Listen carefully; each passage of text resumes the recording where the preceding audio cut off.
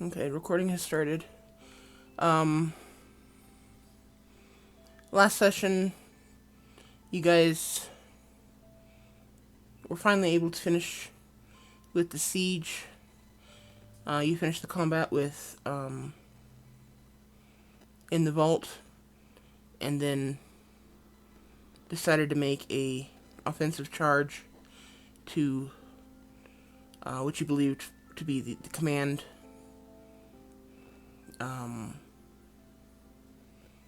group of the siege. At which point you ended up facing a giant flesh golem along with its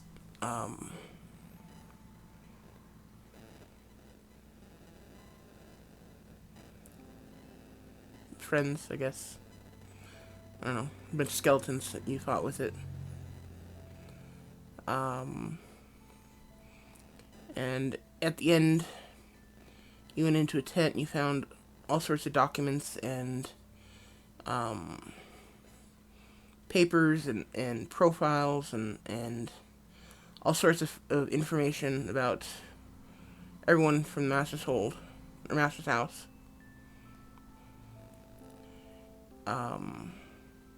Including plans and things that you have no idea, and this information, you have no clue how they got their hands on it.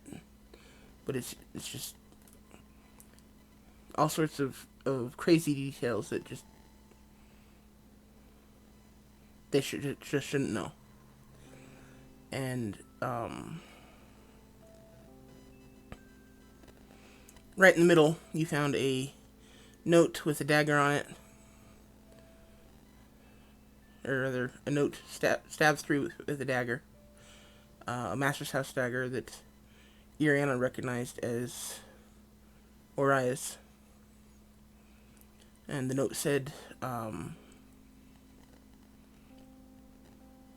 something to the effect of, now that I have what I need, it's time for me to make my escape, essentially. And then basically telling you that she doubted that the flesh golem was going to be much of a challenge, but it would at least delay you while she got away.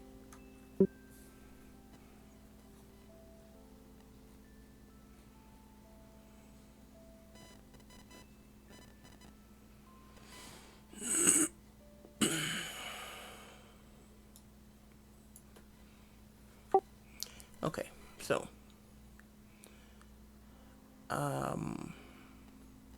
you guys were able to make it back to the Master's house.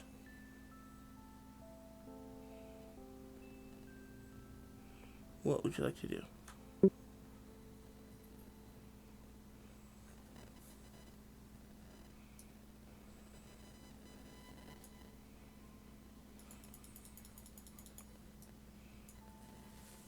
Stay with the group because I have no opinion. Still waiting for my letter to get back to me. And I respect the group, so. Your letter to get back to you? Yeah, the next day. Oh, it is the next day. Well, I sent off the note. They said, we'll get back to you. Oh, I'm still waiting for them to get back to me. When I got there? You mean The using the Dragonborn sending people. stone? Yes. Okay, there was no letter, it was a sending stone. Okay, I'm still waiting for, contact back with me saying, yeah. Yeah, they told you to aid them in their efforts, so long as they were righteous, and they would get back to you. They didn't say how long it was going to be. I know. That's why. I do send an update on what's going on.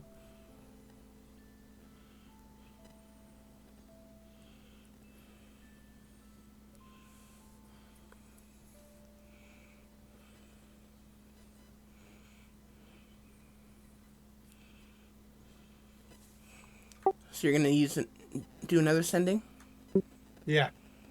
Okay, what do you say? You got 25 words.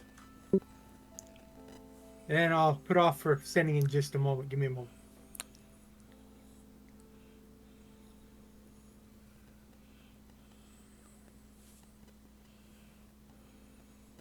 I'm writing this down on a computer so I can make sure it's 25 words.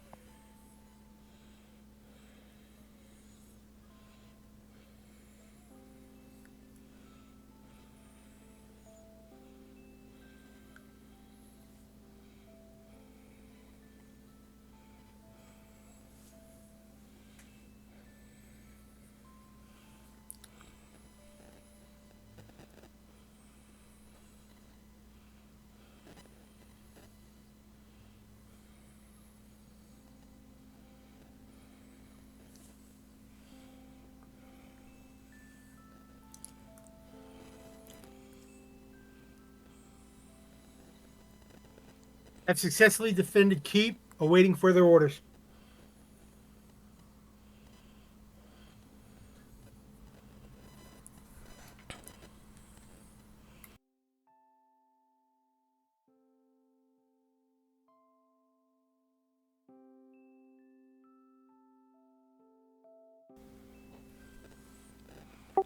All you receive back is understood.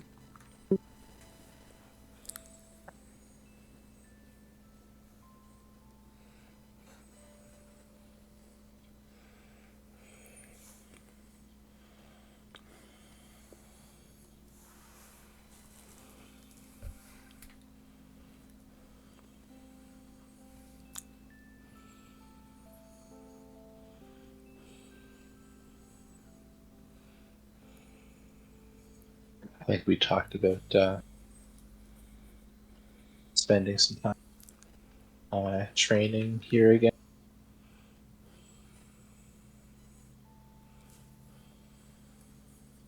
If they're spending time training their guys, I'm going to go and finish fixing and repairing all the trebuchets.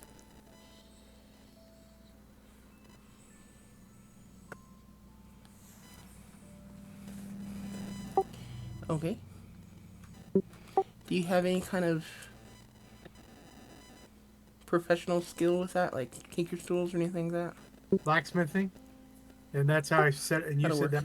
that with fixing the to get the ones working that we did have working.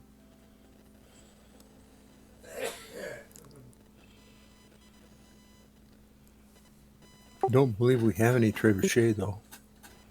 He meant ballista. Yeah. Ballistas. All right. Thank you. Go ahead and give me a blacksmithing roll.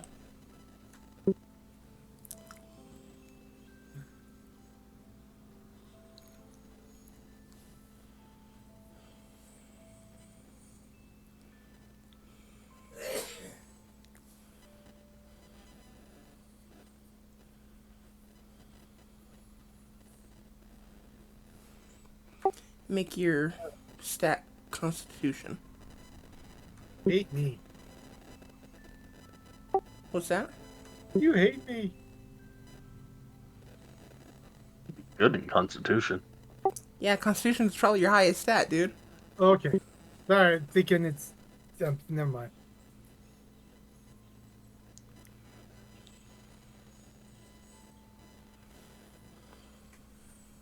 Ignore the idiot.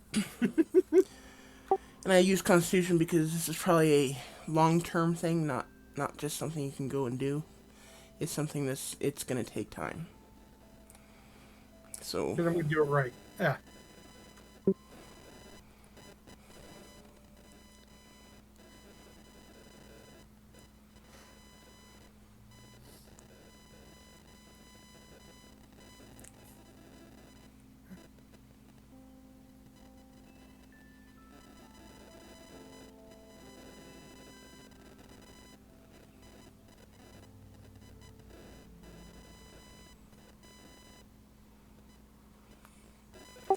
when you guys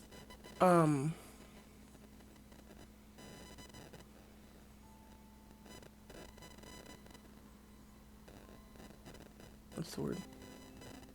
Leveled. Reheist his character. Did you guys use the character mancer or did you just put it in manually? Character Mancer. Necromancer. Okay. Just double checking.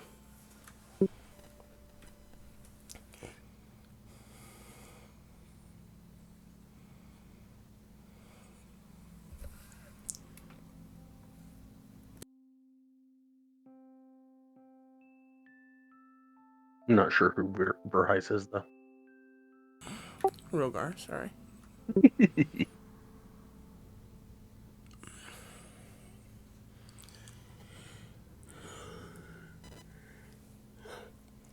Okay, Rogar.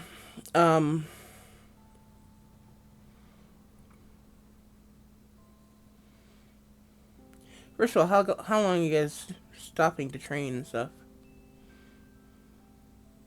Would want to get my sharpshooter done and over with. Yeah, that was the plan. Was trying to finish what we were working on.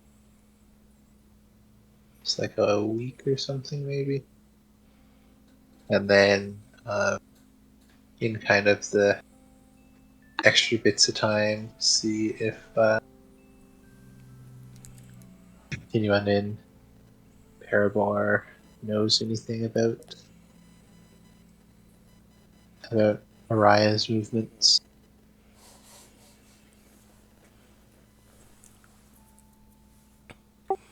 Okay. Rogar, it takes you probably about 3.5 days. But you, along with the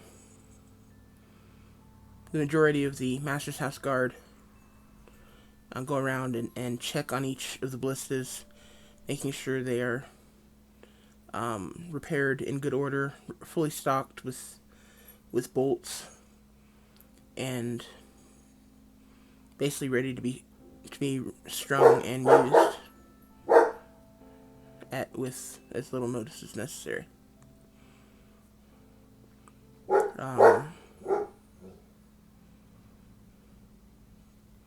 Yeah, you managed to get that all done in about 3.5 days. Cool. Allows them to play with what they're doing, and I'm not in the way. Idle hands and all that.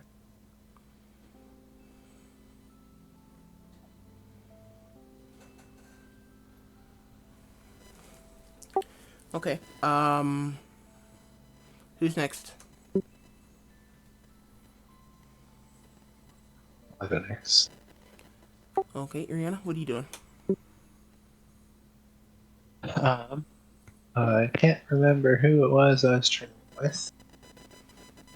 What were you training? The Shield Master feat. I'm pretty sure it was Peace. That's what I was thinking. I'll train with Peace for Shield Mastering.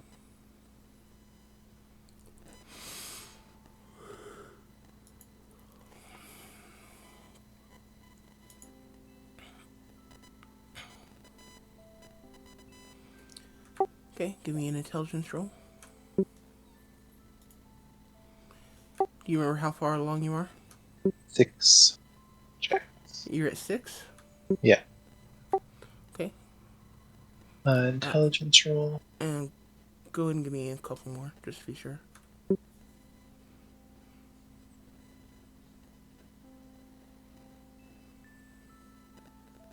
Me.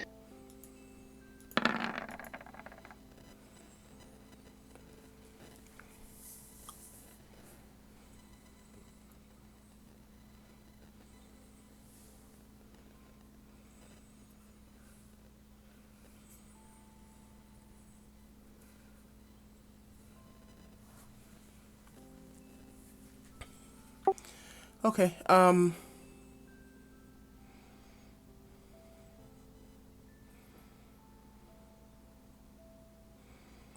first you're struggling a little bit.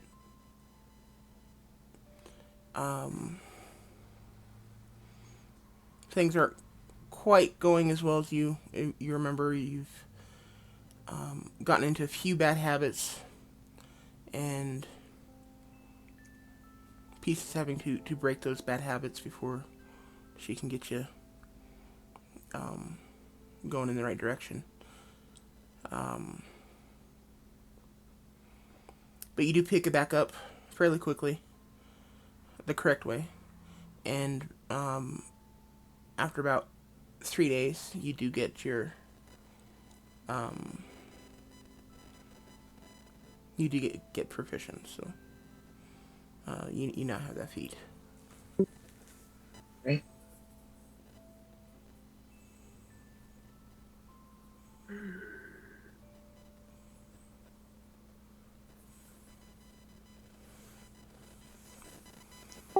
Okay.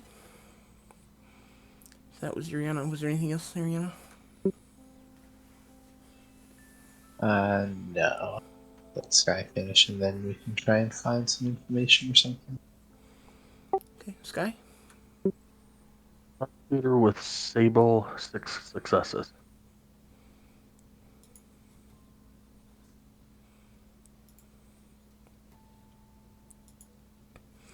Okay. Go ahead and give me 3 rolls of intelligence.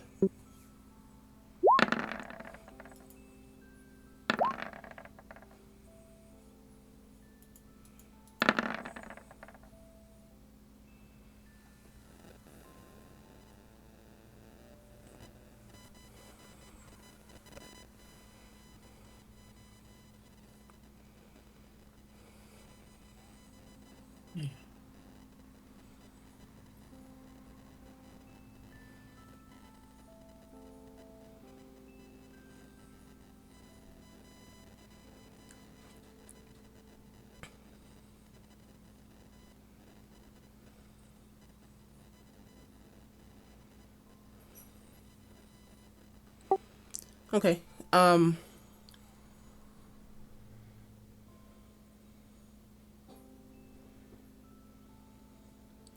the next few days,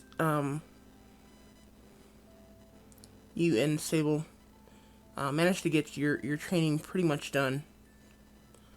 At one point, there's a crap. Just a second. Video game?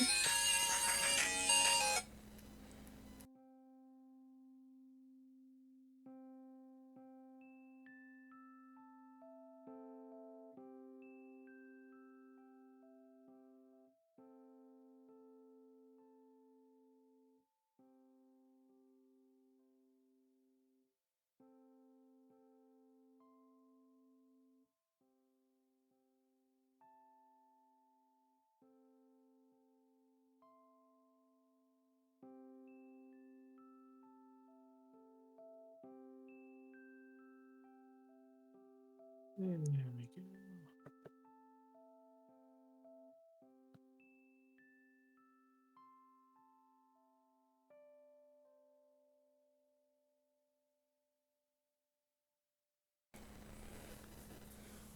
Sorry about that.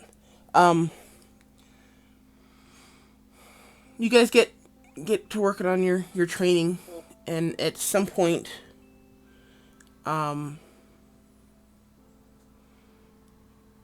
in the middle of it, you guys have a philosophical disagreement, and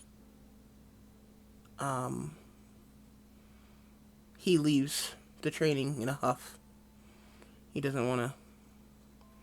He decides he's not training anymore.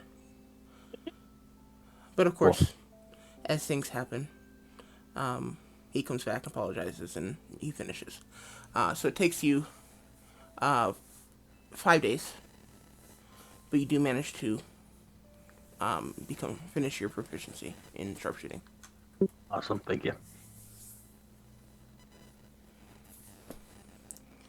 Okay, Lazem, what are you doing? Okay. I believe I was trying to get some help to improve my athletics. I mean, I do very well in acrobatics, but they don't always translate. And particularly with the athletics, I need more strength. But I don't remember who it was supposed to teach me or help me learn. Actually, I'm afraid it was the bird guy. Ort who was training you. Well, that's not going to work out I very well. Whatever happened to that guy? He just disappeared in the middle of combat. Freaking weird. He Right? died. Brutus also has proficiency in athletics.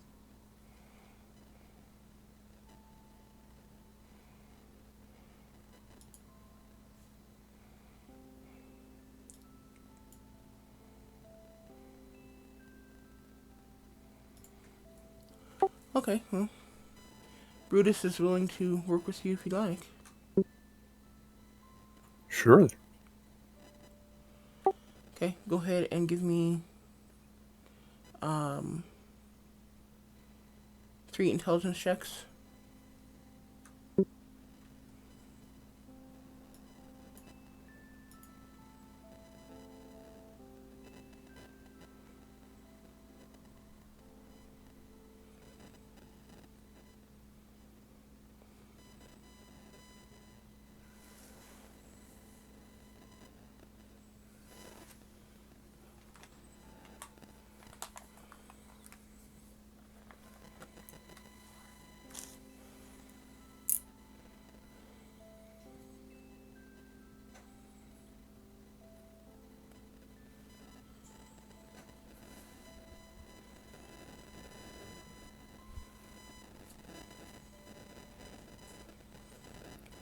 Latham?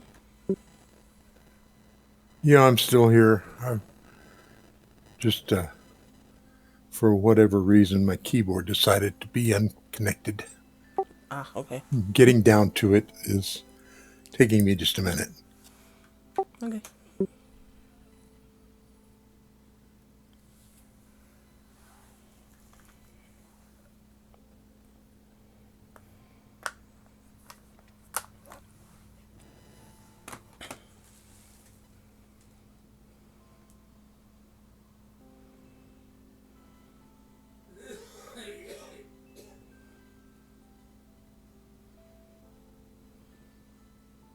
Okay. I don't know how or why those connections come apart occasionally, but I suspect they vibrate some little bit. Over time, they just get loose. That makes sense.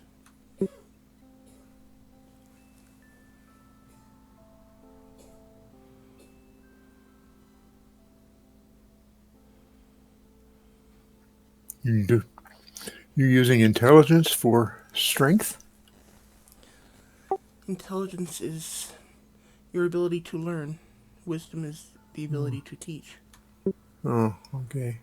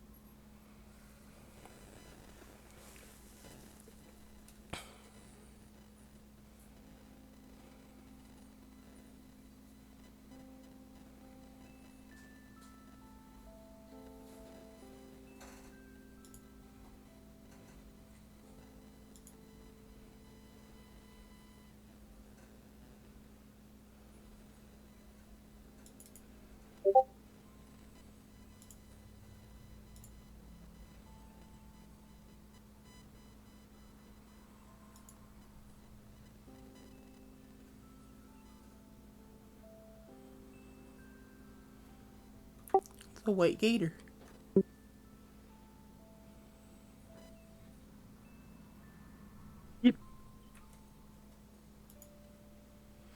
happened.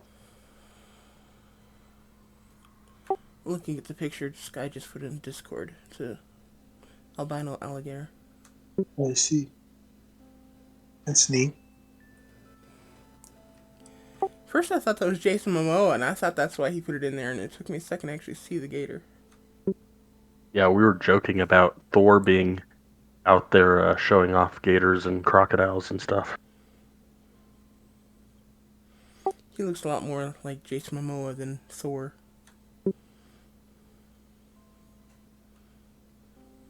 But that's okay. That doesn't really matter. Um,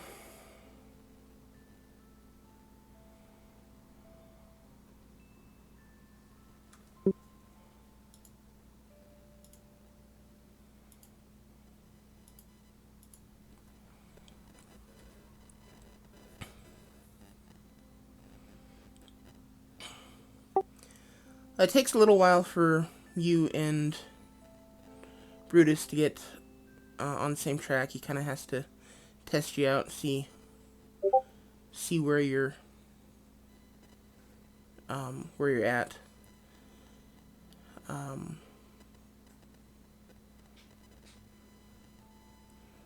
So it slows down the process a little bit in that respect. Um,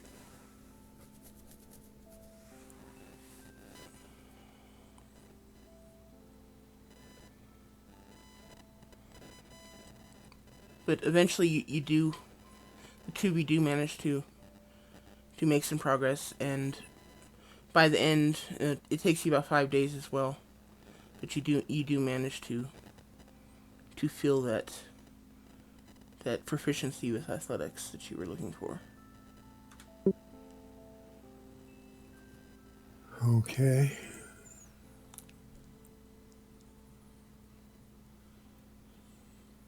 So that gives me a check mark in athletics. Yes. Okay. Yeah, well, that's good. Thank you.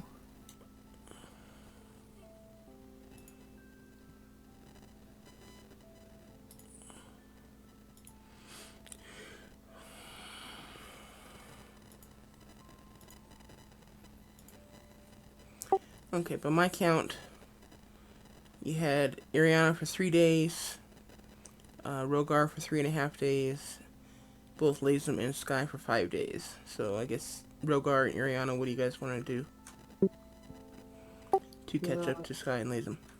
Since mine is just, I had to work in a blacksmith just because I have no idea what I can do. So I worked in forge.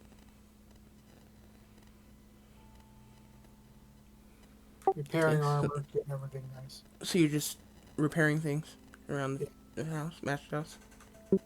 Well, my own gear, the gear of the or the thing, stuff like that. Yeah. Okay. See if I find anything. Give me another blacksmithing check with strength.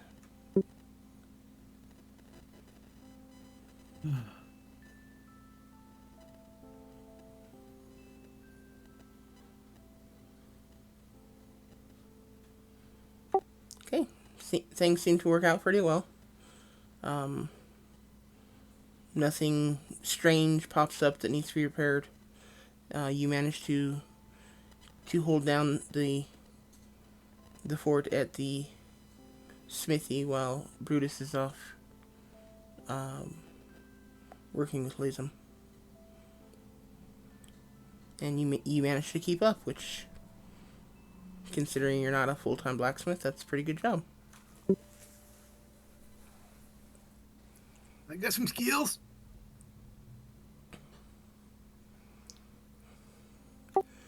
Ariana? I will head into Parabor and try and see if I can find any rumors about what Araya might be up to.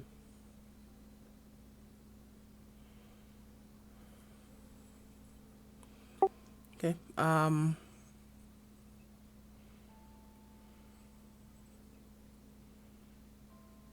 Give me an investigation check with disadvantage. Alright.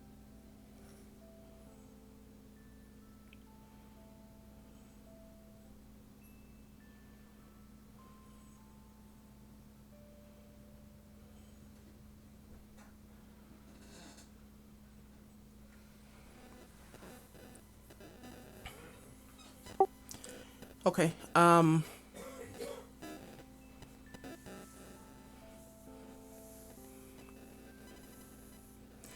You do head into town and you have a discussion with um a small group of men who make you believe you've um stumbled on a trail. And as you're following this trail, it seems to be getting more and more obvious. The trail seems to be getting more and more obvious, and you continue following it. And after about 3 days, you realize that the entire thing has been a sham, and somebody has been basically just trying to string you along. Stall, stall, and more stall. Pretty much, yeah. All right. And by the time you get to the end, you can't even find the group of gentlemen who sent you on the wild goose chase to begin with. Yeah. Could have used that skill of detect undead. Yeah. Yeah. Well, you don't gotta be undead to be working for the cult. They disappeared. You know, it's one of those things like it was the vampires, man. The vampires.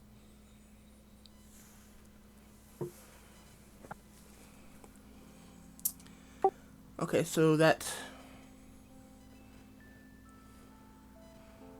would have been the rest of the 5 days. So, which you are welcome to continue working or looking if you'd like. It's up to you. Mm, Just at this point, everyone has yeah. met their established or their stated goal. So if you got now, it's time for you guys to decide what you want to do at this point.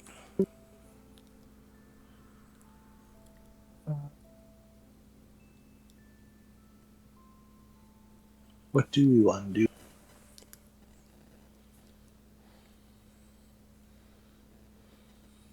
Well, it seems to me that our goal all along has been to get the four artifacts together and figure out how to destroy them.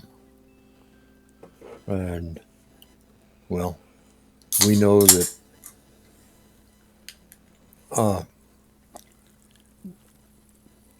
at least we're fairly sure that Oriah does not have them, even though she has the Lookalikes. yes. So I'm wondering, do we actually need to have all four of the artifacts together in order to be able to go and find out how to destroy them? Probably. Hmm? Probably not. Okay, well, so Yeah, I uh, think we can go try and find temple or whatever and get it figured out. Like get the ritual figured out, and then try it out on one of.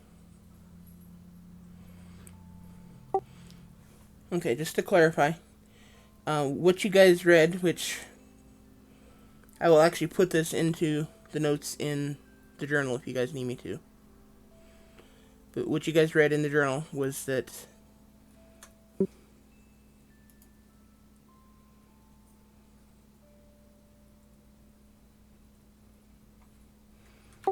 Callan Etherweld, the gnomish wizard from the original Dawnblades group, did find a way to destroy, or did find a ritual to destroy the artifacts. It involved doing the ritual on a formerly desecrated altar, Basically, a saved altar, a desecrated altar that has been consecrated. And then performing this ritual with the artifacts. And you know that Yeah. the party, the original Dawnblades, attempted to destroy just 3 of the artifacts, and it did not work.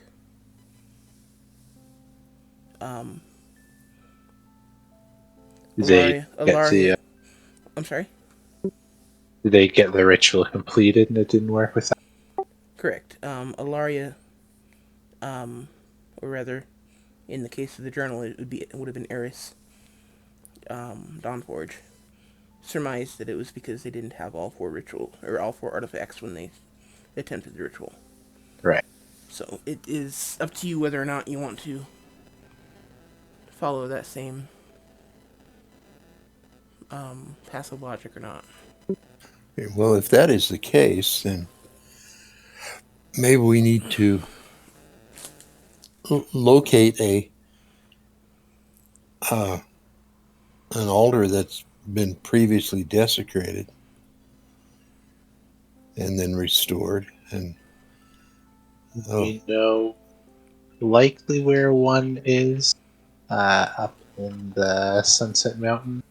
You were given location of 3 of them. Yeah.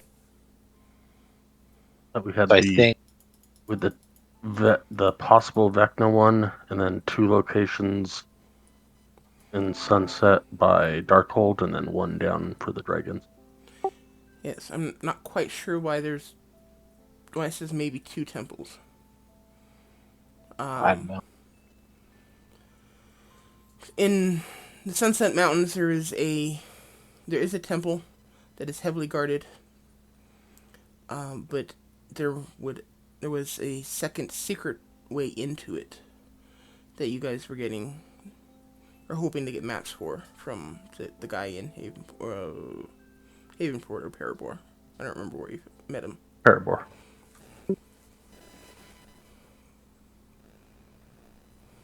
All right.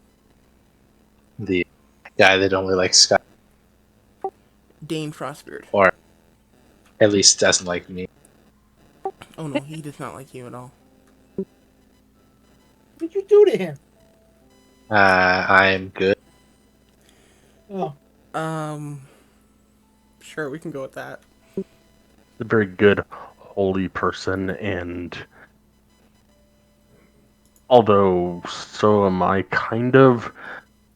The fact that I am, well, first and foremost neutral, and more on top of that is looks like I'm evil, helps. they might like me because I'm all black. Gotcha. Might have a little something to do with what you are compared to what Yuriana is. But But yeah. They might not like a Dragonborn, but they'll probably like a Dragonborn more than Ariana. Yes, very likely.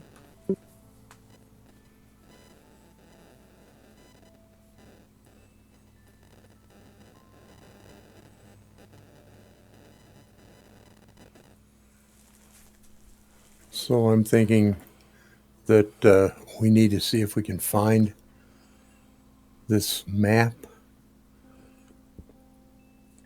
and, verify that it exists before we try to take the relics to it. Because No, you guys already have the maps. You guys already paid for the maps and picked them up. So you would have a map of the Darkhold Temple with a secret route into it, if you so desire to take that. okay, And you guys ruled out the Dragon Temple before you chose to you get the maps. dragony not evilly enough. I guess. That was your guys' decision, not mine. You guys, I don't remember why you ruled it out, but you just decided, yeah, it wasn't where you guys were going to go. And then somehow you guys decided the one over in the water, the Vecna Temple, as you guys dubbed it, which I don't know why, because Vecna had nothing to do with it. There was Vecna not at all in the descriptions, but you guys dubbed it the Vecna Temple. But you have a map for that temple as well. Was there a hand or something? I have no clue. There's got to be some reason that we chose that. And we put a question mark because we weren't sure, but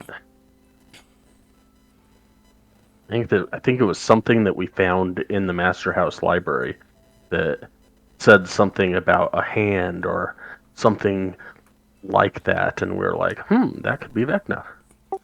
Yeah. That's possible. I don't off the top of my head remember how I described it. But I specifically avoided mentioning any specific deity for both temples. Well, for all three temples.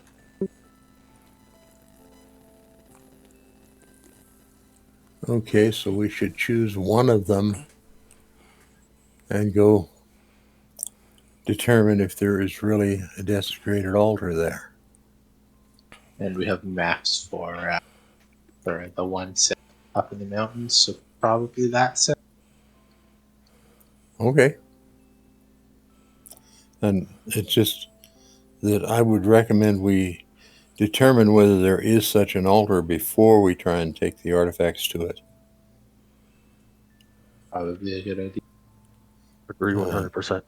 Yeah, and once we've determined that there's an altar possibly available, then we need to go about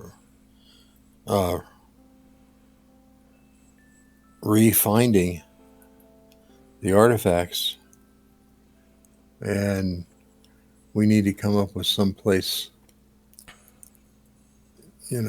besides the Master House vault that only a few of us know about, to store the artifacts while we reassemble them.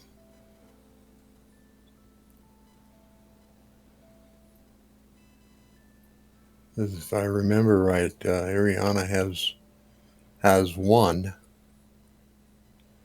in her possession, but the other three are scattered to the winds. Correct. Yeah.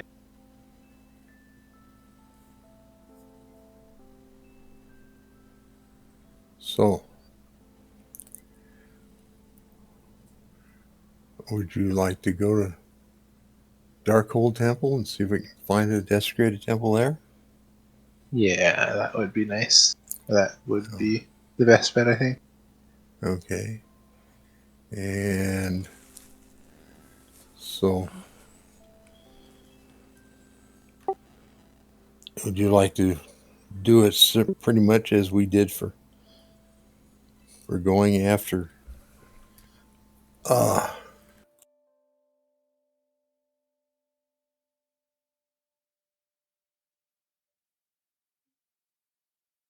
we went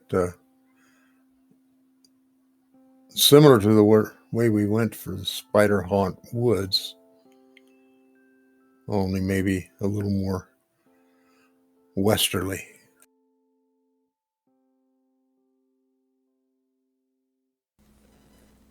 Hey, the good news is we don't have that giant bird with us that hates were creatures.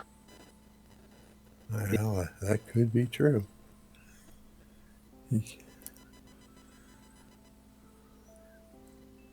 I'm sure not having all of his little side quests or side trips and proclivities of one sort or another will make our travel easier. Most likely.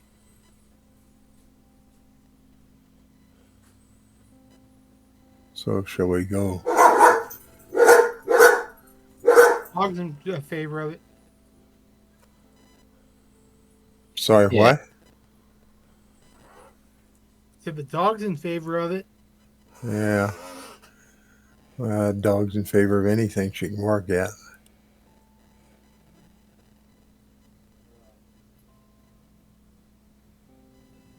I don't know what the best route would be to go there. Would you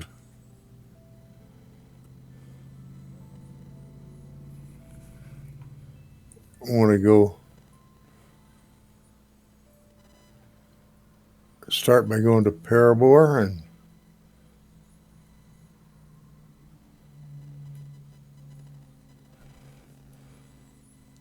Okay, so what did you guys decide on?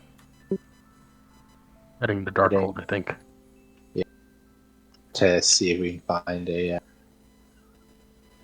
altar that we can consecrate, a desecrated altar we can consecrate. Okay. If we can find one of the 347 evil temples that are over there. Okay. Let me try to explain this again. Okay. You guys need an altar that is desecrated to consecrate it for this ritual. Now, there are 3 evil temples that you were told would work for this. All 3 of them have desecrated altars. So we know for a fact they have desecrated altars. Yes, because they're an evil temple. Period. I mean, that's the whole point of an evil temple is, you know, is to worship at the desecrated altar. You guys ruled out the dragon one to the south, which, cool, whatever. You have either the one over by Darkhold, which is known to be heavily defended, or the one on the island that you guys dubbed Vecna, which you guys don't know much about. Yeah, I asked why we ruled out the one because I don't understand it. Because it's a dragon temple, or it's a temple to a dragon, evil dragon deity, as opposed to. Sounds like a good place to go to. Tiamat's waiting there for us.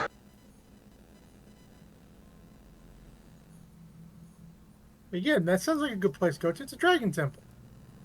Clean the dragon temple.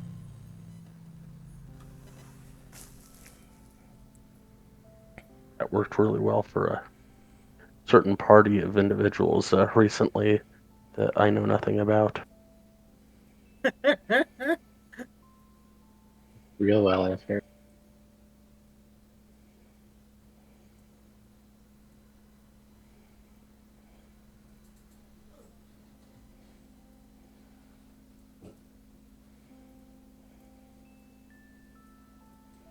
But he follows wherever you guys go, so. well, it seems to me that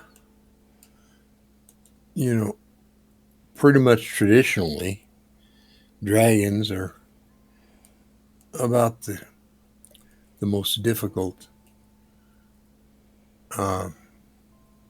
beings to take on, and a dragon temple would most likely have several, maybe many dragons. Agree. So it just seems to me that we should try to go somewhere else first. I mean, if we have to go there, then we have to. Okay. But I think it would make more sense for us to go up around Darkhold and see. And maybe they'll be as massively defended that we don't want to stay there. But we got to try something. Okay. All in all, we got 3 evil temples, and they're evil. So we should at least go to one and try it. And worst comes to worst, if it's not, the one, that's perfectly fine. At least we got rid of some evil.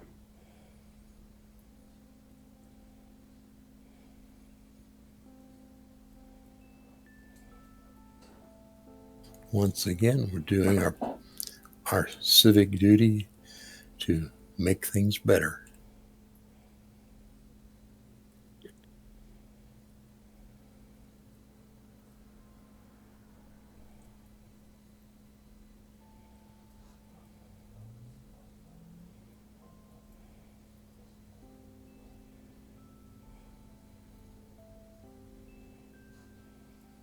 So, since we know there's an evil temple there, I guess what we need to do is find out what it takes to reconsecrate it and collect the materials, skills, whatever it is to do that, and then collect the artifacts to take with us.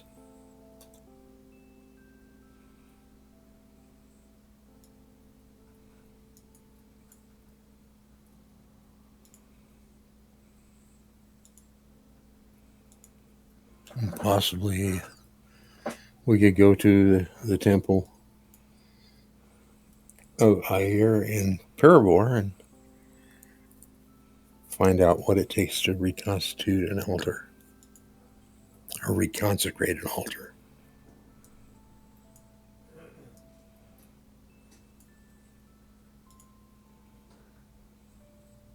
It would seem to be to me that the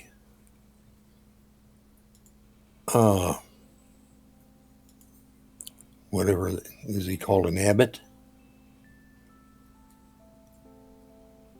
the head of the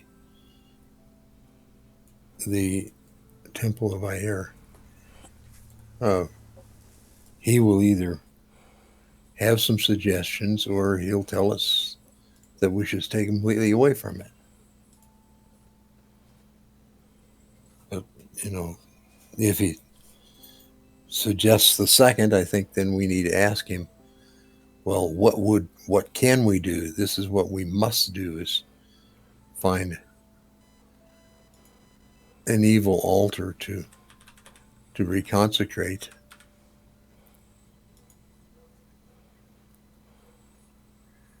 In order to destroy these artifacts.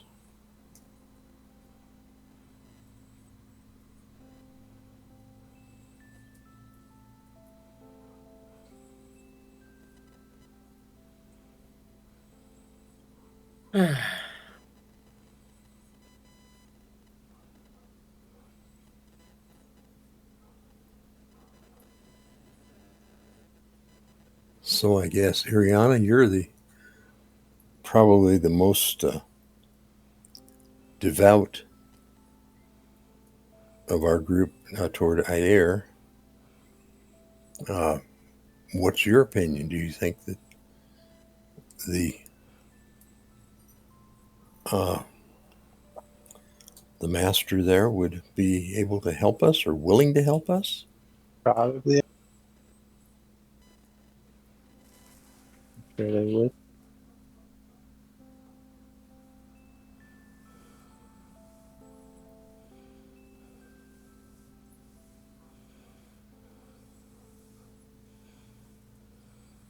Probably be a good plan to head there and see what he says. It would likely be some sort of just hollowing ritual. Yeah, see what he said. I think I heard somebody mumble something. As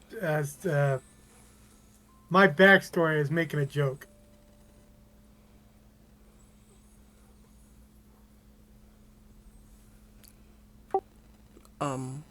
Okay.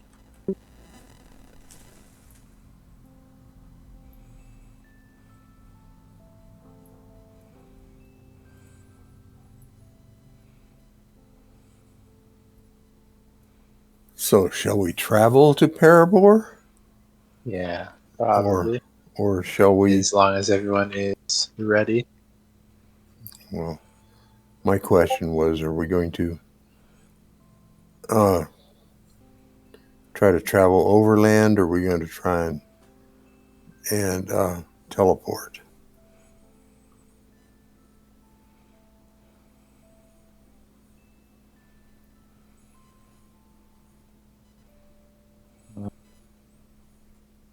Probably we have the teleportation circle, yeah. So just teleport. Okay. Well, what time of day is it? Shall we try and do this today or uh, wait and do it in the morning?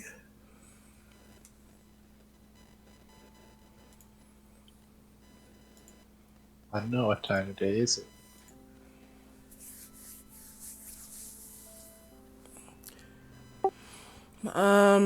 First thing in the morning.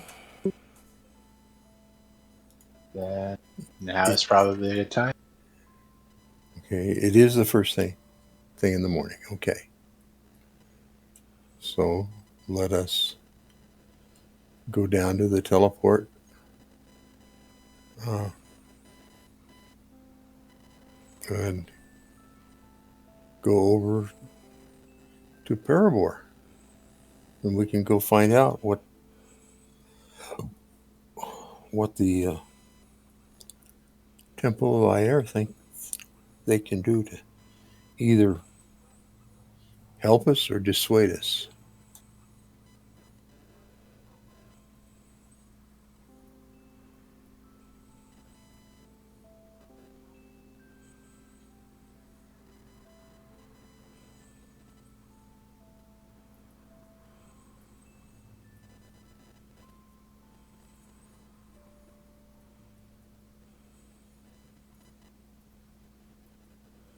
He follows.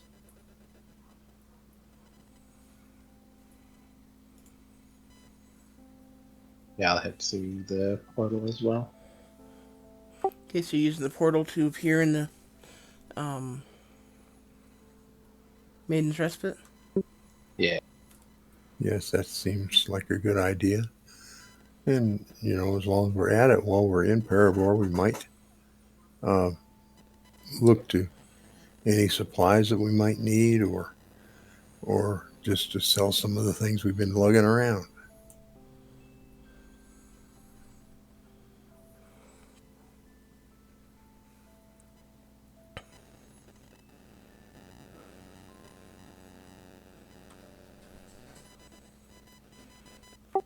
Okay, as you guys appear in the basement of the Maiden's Respite, a couple moments later, you see Fanny run down the stairs and kind of peek around the corner. As she recognizes you, she gladly walks into the room and with a great big smile says, welcome back. I understand you guys had quite a harrowing experience." Rogar stays away from her. That's for Right. sure, yeah. This guy will say, "Thanks for the assist," and look over at the Dragonborn. He came in real handy. He said he was sent here to help you.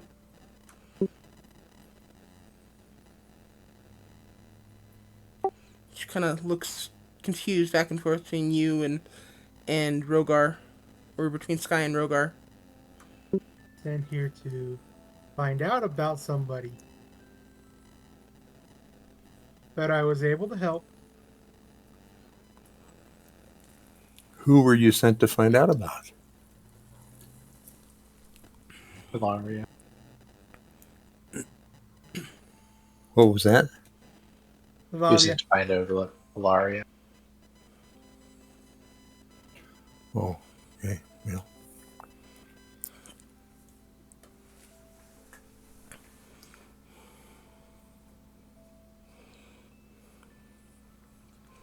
can Well, we ask who was sending you to find out about Ilaria and why, if you know why? Oh, I thought we already had that conversation. Sorry. I was sent, my guild sent me because Alaria was a member of our guild and he was giving us updates and he disappeared. And he no longer was, he went silent. So they sent me to find out what happened to him.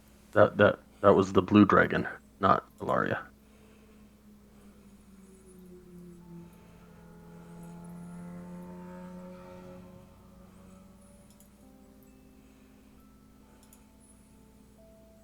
Oh, I thought that was. Ilaria knows of the blue dragonborn. and they sent you to go find the blue dragon because he hasn't checked in. That's what I meant.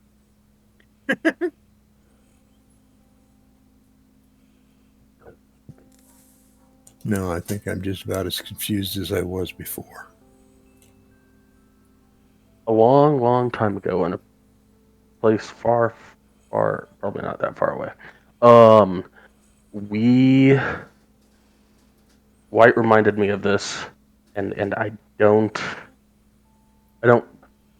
fully remember exactly what happened, but we scaled a mountain, and there was little flying snakes that were coming at us or attacking us or doing something, and we scaled this mountain, and I don't know if we fought the blue dragonborn or what exactly happened or what was around it, but essentially that blue dragonborn is the one that Kenny's character is coming to find out what happened because he was part of the same guild that Rogar's in, and he stopped communicating with them, so he was sent up here. And they told him that the blue dragonborn knew Ilaria or something along that line.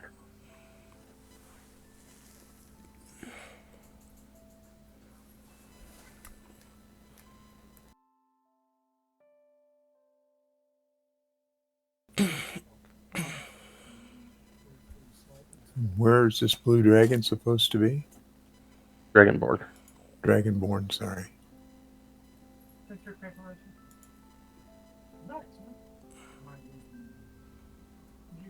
White might remember better than me, but I want to say he's dead. I don't know if we fought against him or fought with him and he died, or I forget exactly what happened, but I want to say he's dead. I'm trying to get his name before I start saying things. He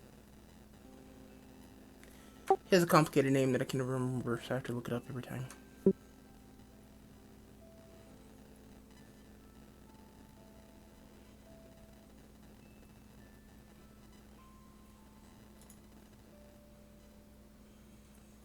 Nice when the dragon names are easy to remember, like Shara.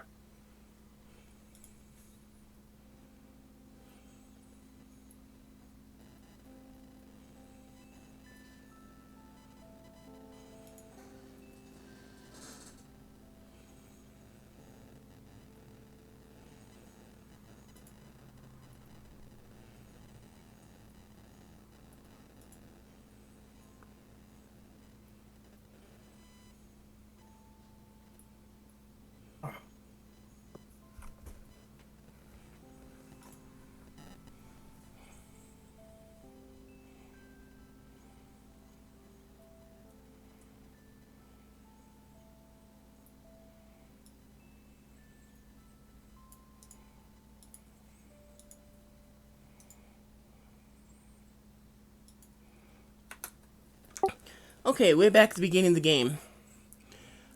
Just after The you... very first session. Well, not quite that far. Probably within the first 10 sessions, definitely. Sorry, I didn't mean the first session, the first group of sessions. Yeah, probably within the first 10 sessions.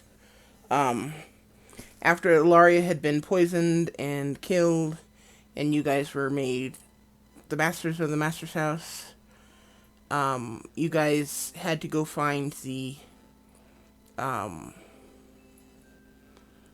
lockstones, or keystones, to unlock the vault so you could get into it, to get the masters, or to get the Eye of Death. You had to go pick up 3 stones. Well, it was actually 6 stones, but each location had 2. One, you had to go see Alcaeus Scaevola off to the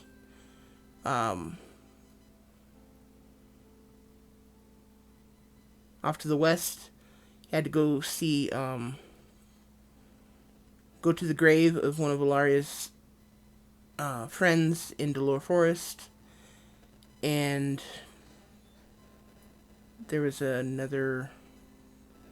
You had to go into Vixria's lair, which is a giant spider's lair, on the north side of this valley that you're in. Vixria. Something like that. Yeah. Vixria.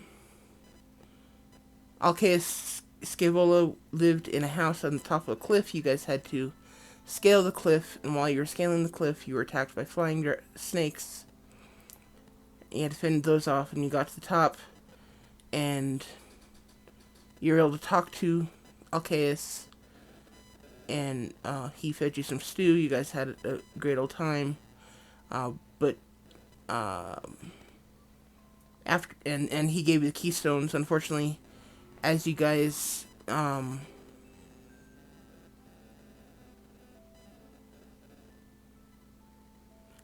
ready to leave the next day, you realized that he was actually dead. He had passed away during the night, I believe. Which one of you poisoned him? Oh, None of that. it's my turn. And then you went to Vixria's lair, and then off to visit the grave of Alaria's friend in Dolor Forest.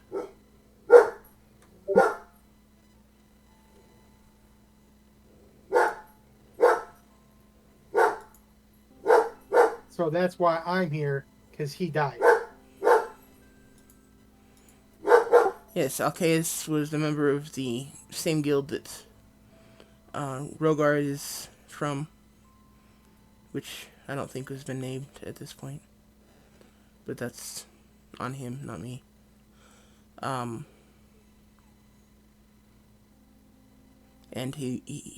Rogar was sent to check up on Alcaeus because Alcaeus has not checked in, or has not been keeping in touch. At which point, Rogar found out that Alcaeus was killed. So he was told to check in with a friend of Alcaeus's named Ilaria, who was supposed to be in charge of the Master's house. So he went to the temple in Parabor to try to find directions to the Master's house. Parabor sent, since you guys were in the middle of the siege, the temple sent Rogar to Maiden's Respite, and Fanny, and he told Fanny that he was being sent to Master's house, or something to that effect. I'm there to talk with her. No, you couldn't have said that because Fanny knows that Ilaria is dead. You had to have said something along the lines, I'm supposed to meet with the master of the Master's house, or something to that effect. Okay. And that was when Fanny tried to rush Rogar through the portal. Only it took 2 or 3 times before Rogar actually stayed in the portal, circled long enough for it to happen. Yep, because I'm like, what the hell? Because nobody's telling me what's going on. She just said, go in here. Come sneak in. And then he appeared in Master's house, and there was fighting going on, so he joined in. Does that make sense to everyone so far? And I haven't made a guild name right now. Because, yeah. I'm not good at naming things. Latham? Yes, I think that's ties things together better. Thank you. Welcome. Okay. And at one point, between combats, or between waves in the siege, Rogar did contact his superiors and told them that Alcaeus and Ilaria were dead, and his superiors told him to stay put and aid you guys with your endeavors so long as they're righteous, and that they would get back to him as soon with orders. Which he thinks is funny, personally.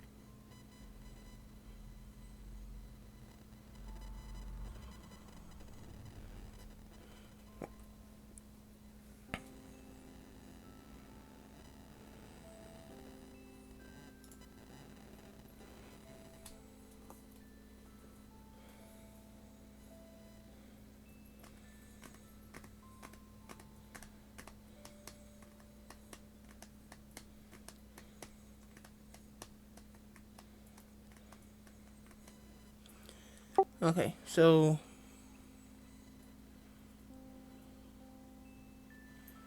you guys are in the bottom or in the basement of the men's respite. Fanny has just greeted you. How would you guys like some food and a drink? Come on up. But I'll go ahead and make you some food.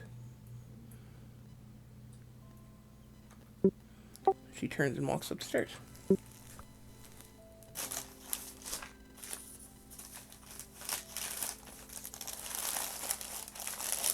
I'll walk up the stairs after her and help her to get our food and drink together. Then pick a table and sit down.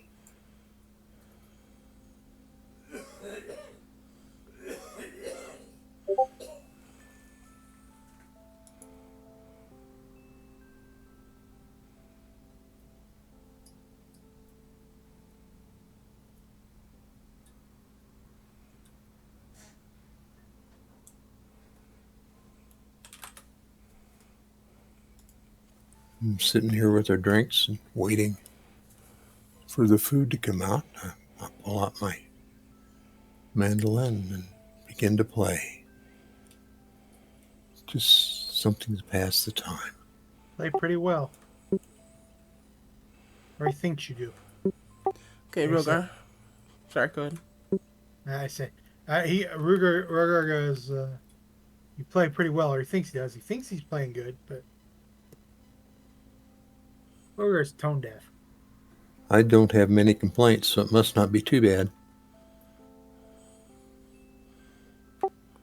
Definitely a skilled lutist. Or, I guess he plays a mandolin. But, Mandolinist. yeah. Definitely a skilled string plucker. Rogar, you'll notice that just as you're entering the portal to leave the Master's house for Paravor, Sky's appearance changes from that of a dark-skinned elf to a much fairer-skinned blonde elf. Blonde, right, Sky? It's usually blonde. Yep. Okay, so he goes from the black skin and white or purple hair to a fair-skinned blonde elf.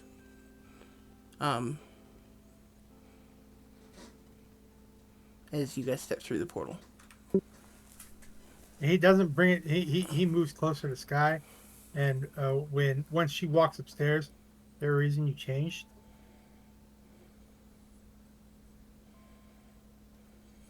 A lot of people on the surface are afraid of my kind.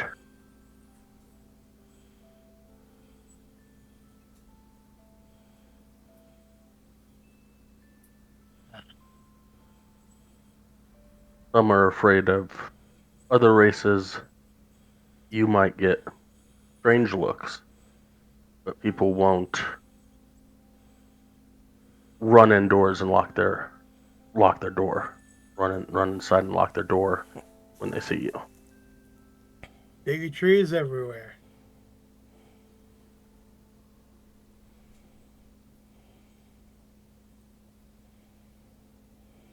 The people that I come from are killers.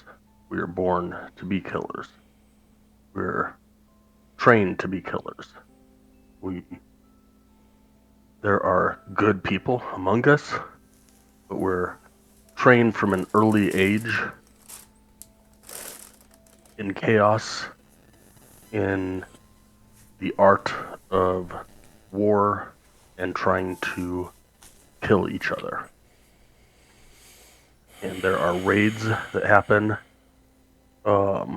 where our kind come up to the surface and kill surface dwellers. And although it always felt wrong for me, I had to do what I had to do to survive. And eventually, I escaped that hellhole and made my way up to here. And people just see what they want to see. They don't want to get to know the people. He nods in understanding. More towards the end of that, or the middle of that, of, you do what you do to survive, not the bigotry of others.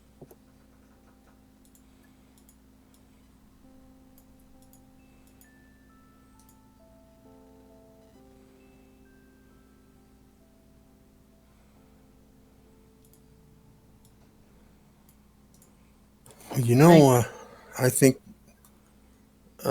you may have that just a little bit twisted. I mean, certainly there are people like Sky who have to do what they have to do, but there are also many, many bigots, and I get the brunt of that too, because I'm a halfling, and they think because I'm a little guy that I can't take care of myself. And I guarantee you, I can. And will if I have to.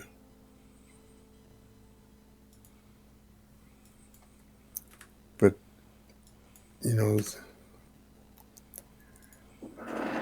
it's I guess the nature of people,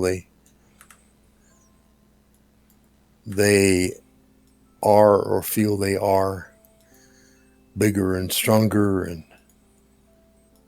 and that gives them the right to abuse others. And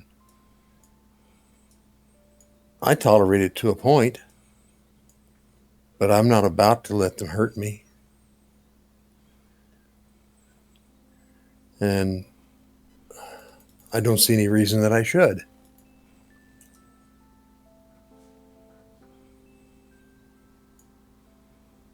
You should.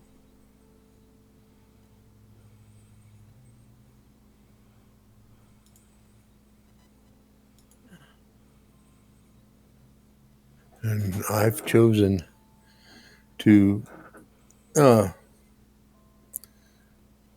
try to be an entertainer along with my other adventuring skills, just because I like making people happy. And if I can cajole them with a story or a tune or anything like that, I will. But I won't tolerate them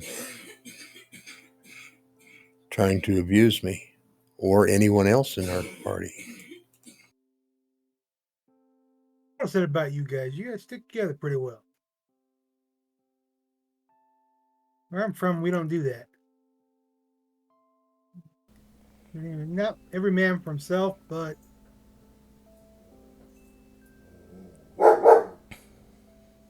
close to it.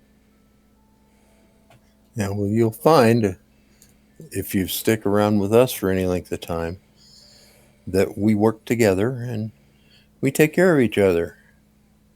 That's just the nature of who we are, what we do. Speaking of where you're from, where are you from? Do what? Speaking of where he's from, where is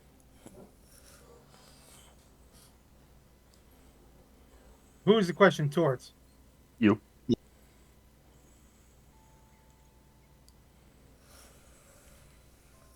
One moment.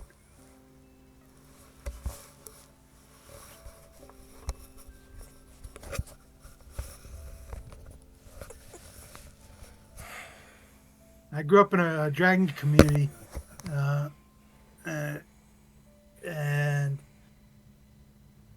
because of my size, I've always had to compete with people. And I'm seeing if it's way. Callenport area.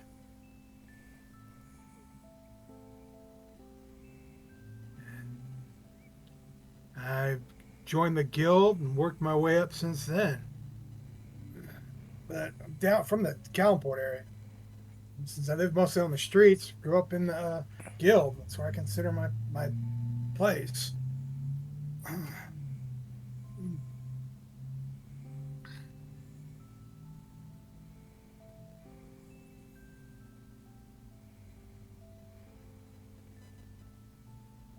well, glad to Memnon have you and helping out. Memnon and Callenport. Yeah, if I misspelled that or mispronounced that, sorry.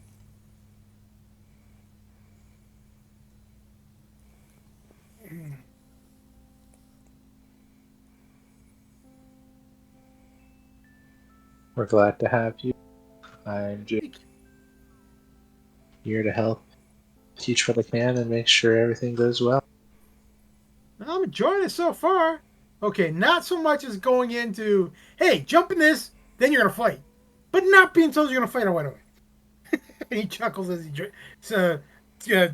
swigs drink.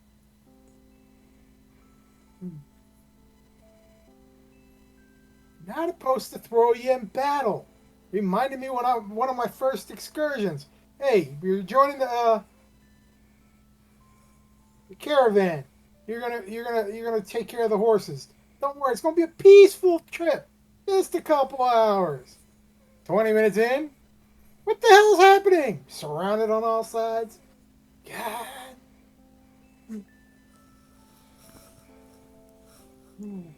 Yeah, I'm sure that wasn't quite what you were expecting.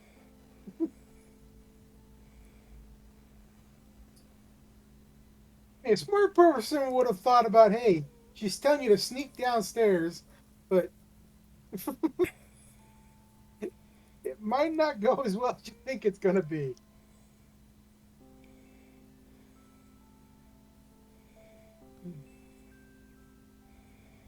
But it's been a fun trip here. Glad to hear.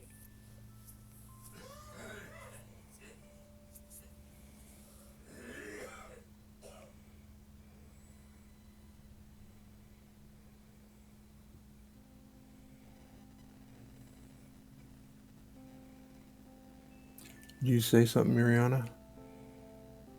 Glad to hear it's being a good.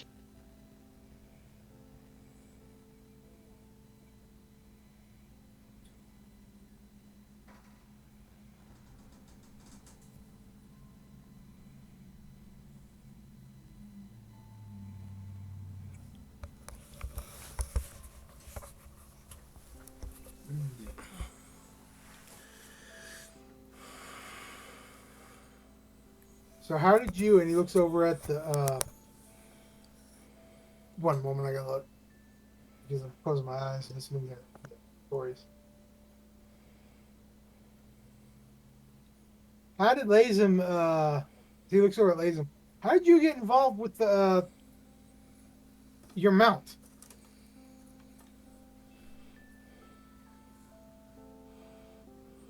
Well, actually,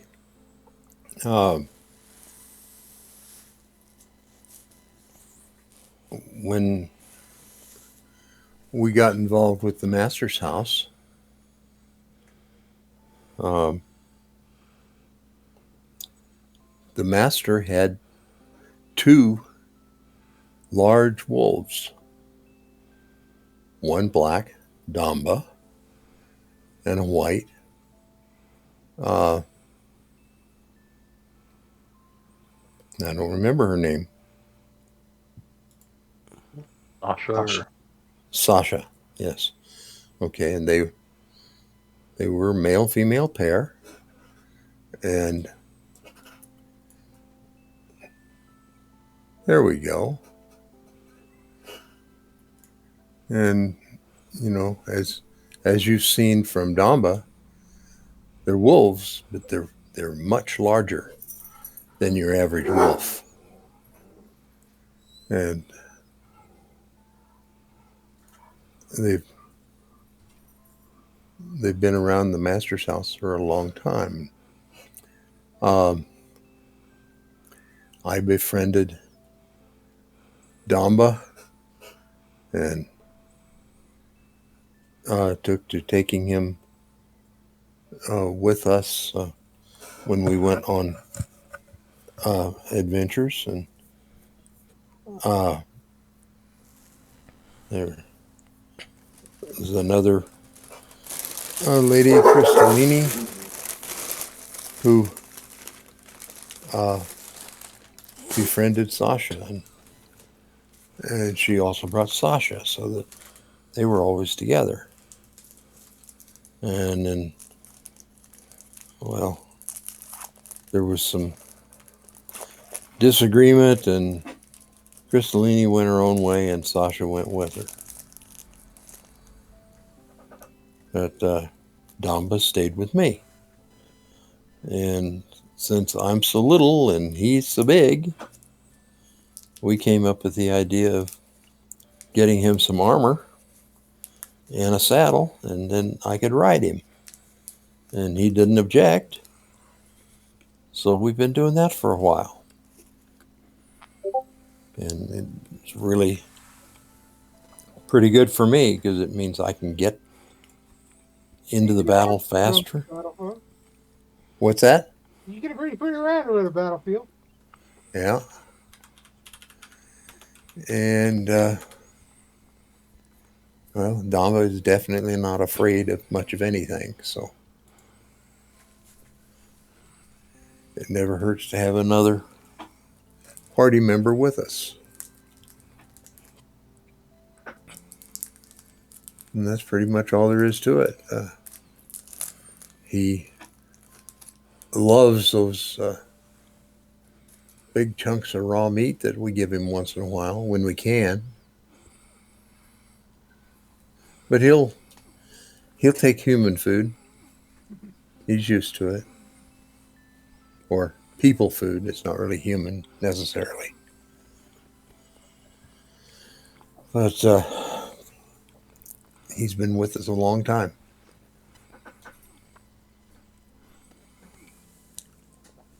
Pleasure to be in the group.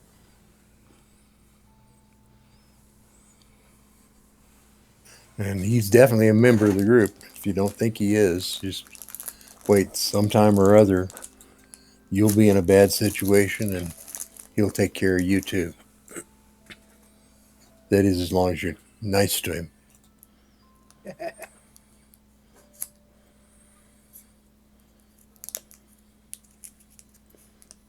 Thank you.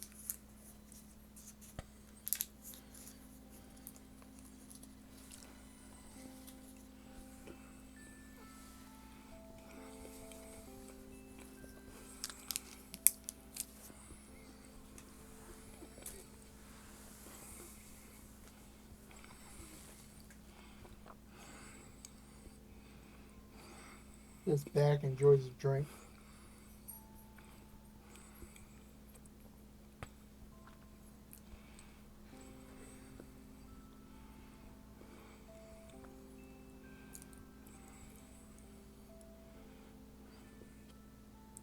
Your Honor will say that we're happy to have you with us, Rogar.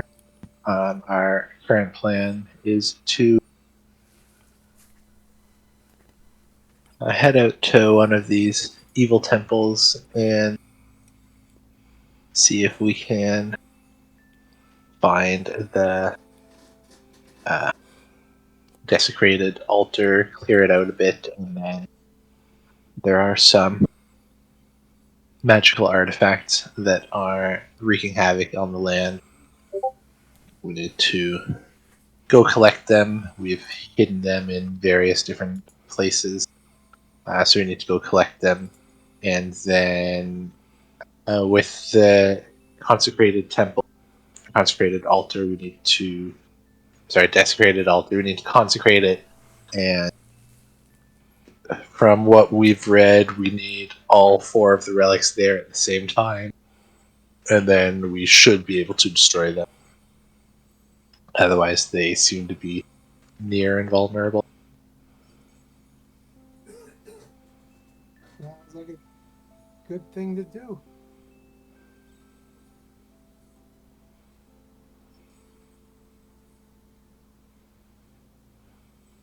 And so we're gonna go and find out how to do the desecration, or to clean the desecration up. Yeah, that was the plan, was to head and speak with someone we know in the Temple of Ayer here in Parabor, and see what they can, if there's any additional information they can give us to help get a desecrated altar consecrated.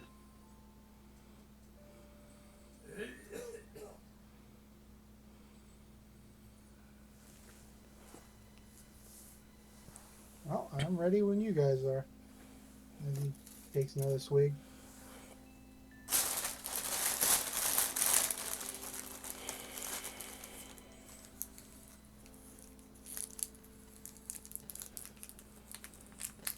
Well, once Fanny was getting some food, right? So once she brings some out, then we'll eat a bit, and then, or I say, then we should wait for her to get some food, and then we can eat a good hearty breakfast, and then head out.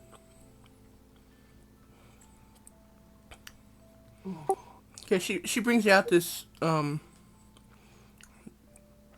of a mix between oatmeal and beef stew or meat stew, and it's like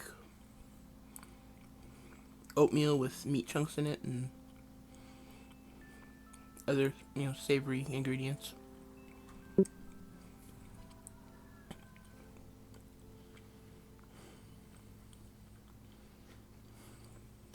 While she's out trying to bring our food to us, Damba uh, gets up close and kind of nuzzles her,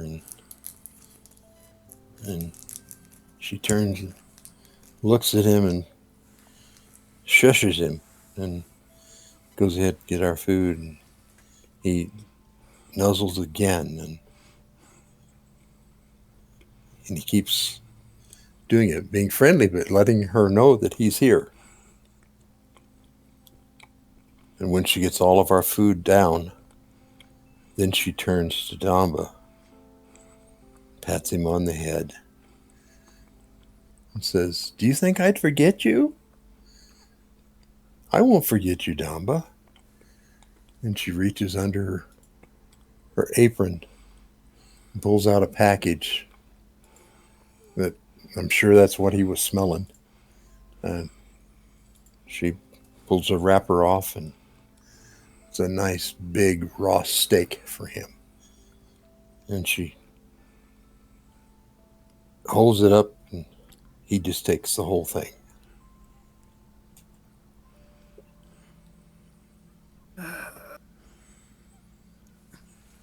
Nice.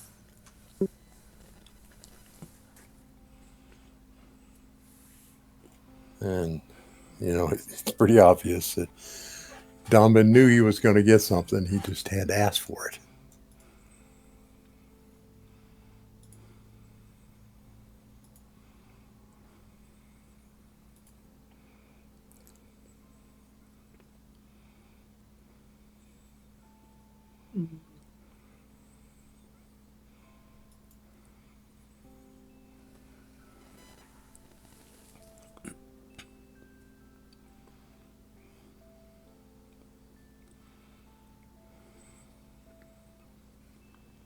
And while we're sitting here and eating, do we hear anything from the other people in the room, or there any gossip or whispers that we should know about?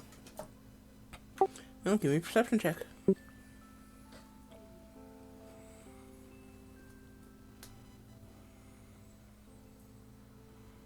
Nice.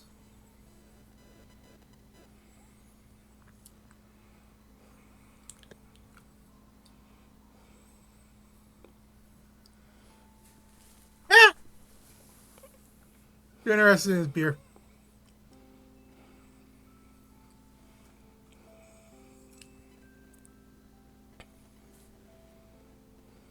That screws what I was going to do next, but okay.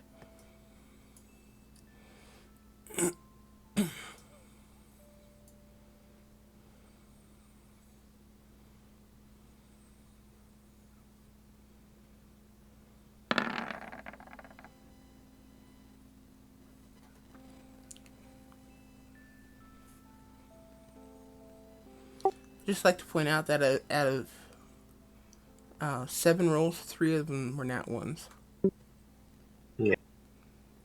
Very unlucky.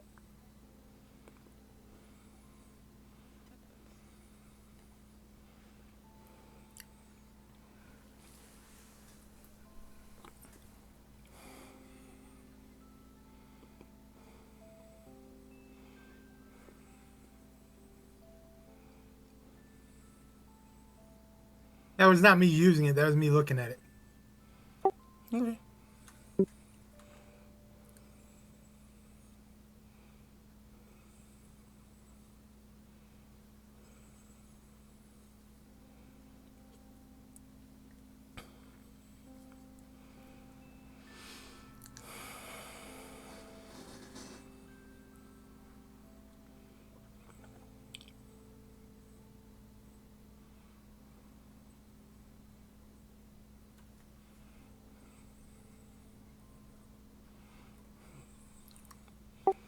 Okay.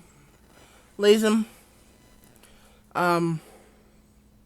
First of all, the tap room isn't particularly very busy at the moment.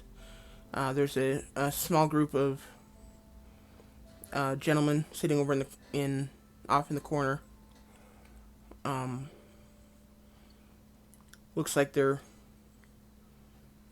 eating some of this porridge that you guys, or this weird oatmeal that you guys are eating, and not really talking a whole lot. There's a kind of an older looking woman with 2 kids sitting in another corner.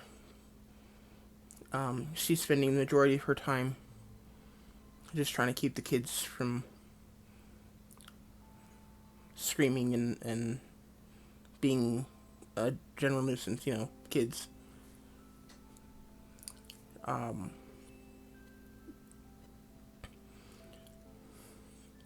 But there are, at another table, about 2 tables away from you, there's a guard and what looks to be possibly 2 merchants.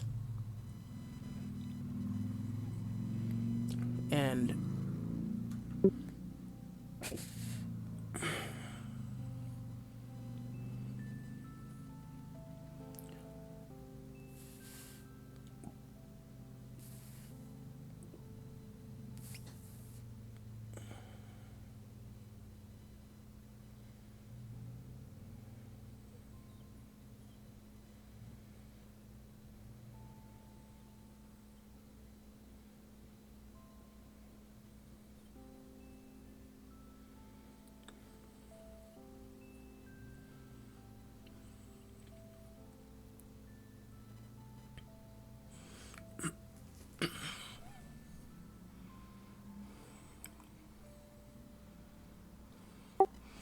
sorry.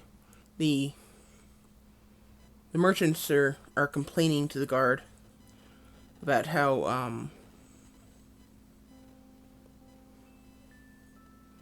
this swath, there's just this swath of land that's just covered in looks like it's been trampled to death between essentially the master's house and um,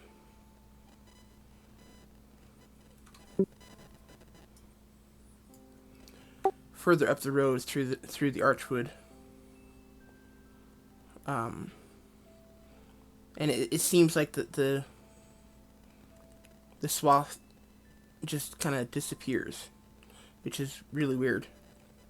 It's like it just slowly tapers off and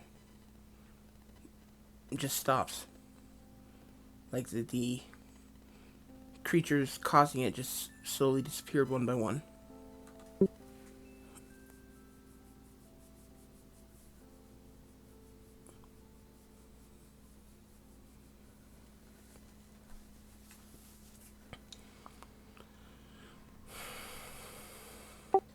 And they're basically just complaining that it's making it very difficult to travel through that area, as the entire area is just covered in these muddy boot prints that are making it very unstable for wagons, and you know uneven for walking and such, and they're just griping in general for the most part.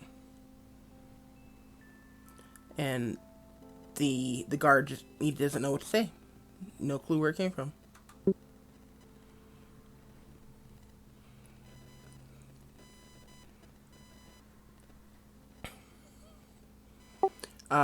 Shortly after that, both Sky and Lazem, you hear that group in the corner. The four that are just eating, or were just eating their oatmeal. They start a quiet conversation. One of them says, "Did you hear about that new store in Havenport? Apparently there's 2 drow who started a shop up there. Apparently they were told by someone that they'd be welcome there."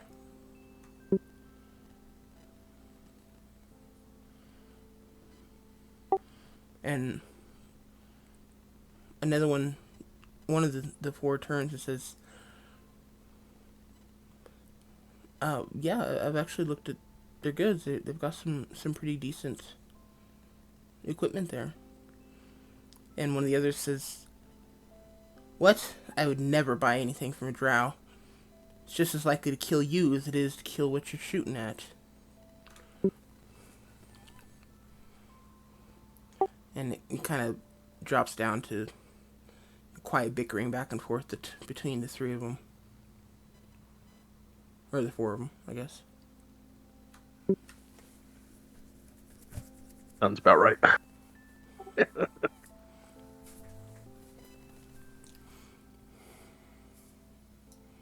Yeah. And I elbow Rogar and I say, "You hear that? You see what I mean? There was no reason for them to be bigoted like that. Just because of man's skin is different or his dress is different, that doesn't mean that his goods are necessarily good or bad. They should all be taken on their own merits." He nods and says, "Yeah." And he pretends that he heard it, but he didn't.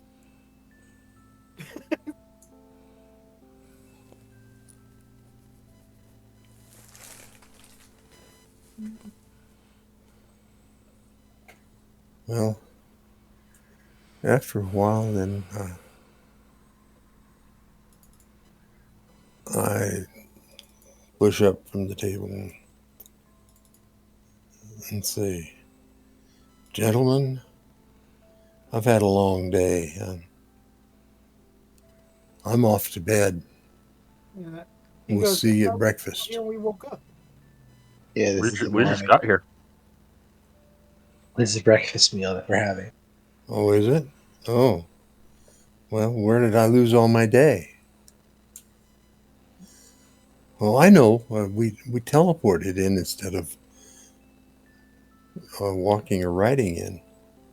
That's what it was. Yeah. I just feel like it's been a long day already. Okay, so we were gonna do some shopping and go to the temple. Is that right? Yeah. Okay. Well, I guess maybe I'm just feeling a little exhaustion from the past several days.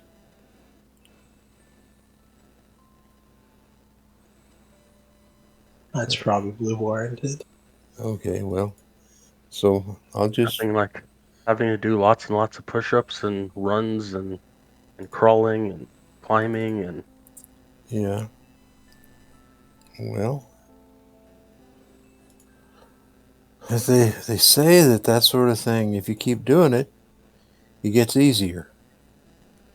But I'm not also sure about that.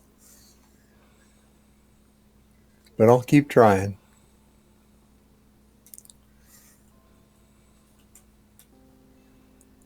Meantime, I'll just rest here a bit and wait for you guys. When you're ready, we can go take care of our errands.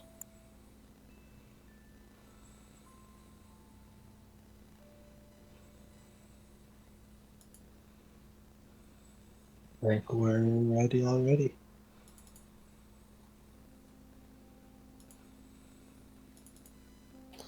Okay, then lead on. On McGriff, lead on. And because of what Ethan stated, he goes, didn't you mention something about buying in stock here in town before we left? Was there something you guys needed?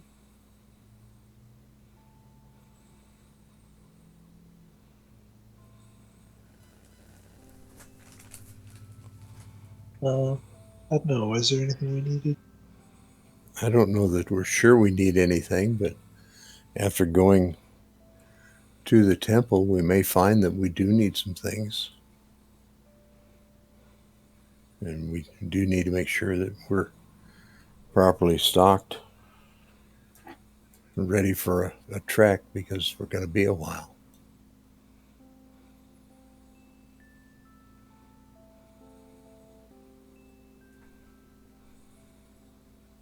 Well, as we finish the food, I will lead the way out and over towards the temple in Paramore.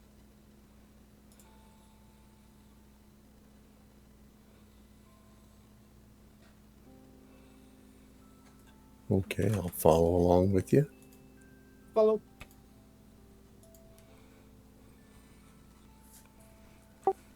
Okay.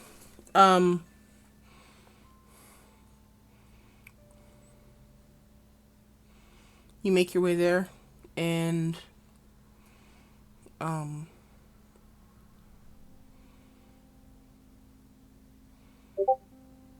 you come to the temple just as it's letting out morning. Um, That's I didn't want to say masks. That's kind of a Catholic thing, but yeah. morning rituals. That'll work. Uh, and it's not hard to find Seamus, who, as y'all know, is the head priest at this temple.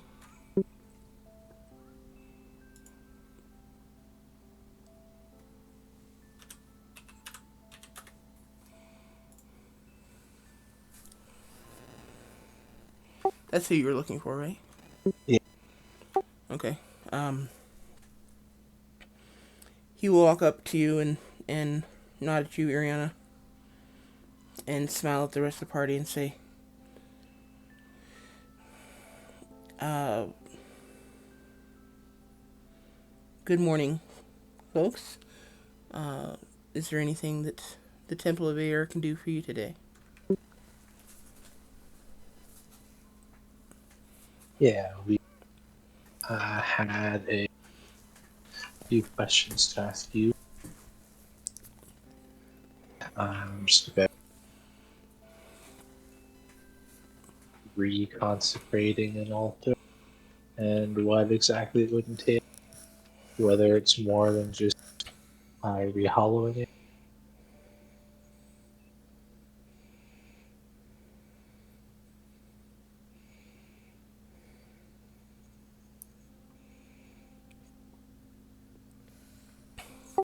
Well, would this be just a typical altar that you're consecrating, or is it an altar that has been desecrated that you're trying to reconsecrate? One that's been desecrated that you would like to reconsecrate. He kind of raises his eyebrow and looks back and forth between. What is it? The five of you. I'll just kind of shrug.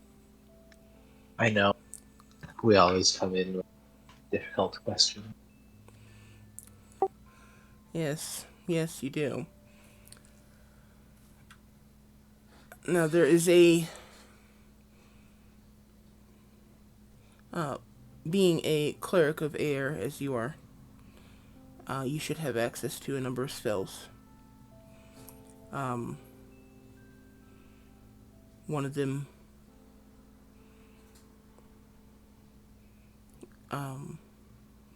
called Hello, and you should be able to use that in conjunction with one called Ceremony, and concentrate the power of the Hallow spell on the altar itself as opposed to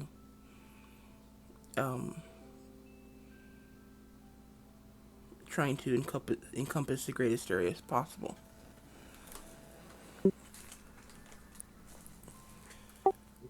Doing so, it may be time consuming, and it may not work the first time, but it is with faith in air and determination, you should be able to consecrate that altar. Rogar speaks up a little bit. How do we know it's been consecrated? Sorry.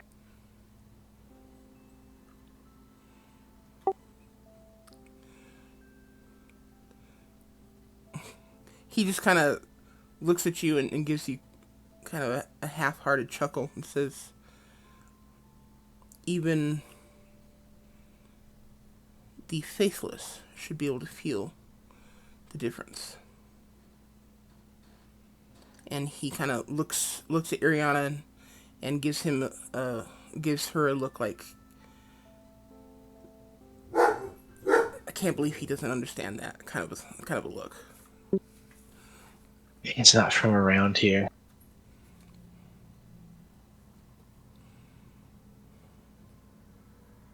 I'll speak up and say he's from some place called Callanport.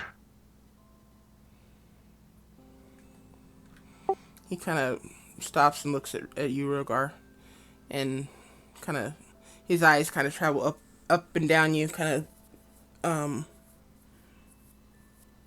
looking you over, and he says, "Indeed." Just kind of with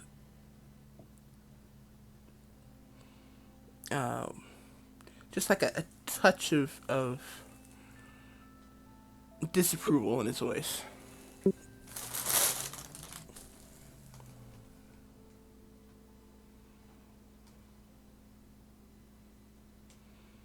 At least I asked to learn.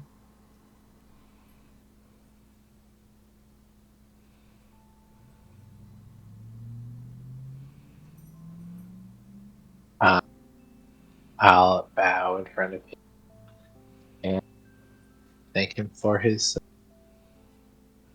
assistance. We say that we'll be sure to do what we can to stop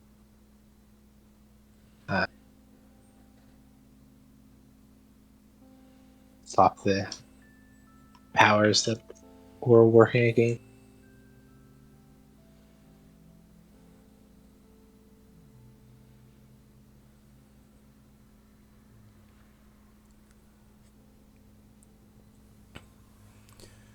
Well, then I wish you luck and the speed and strength of Air's hammer in your endeavors.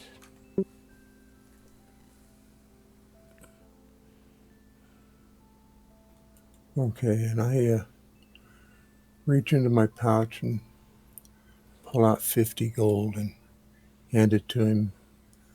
And I say, thank you for your information and for your patience with us.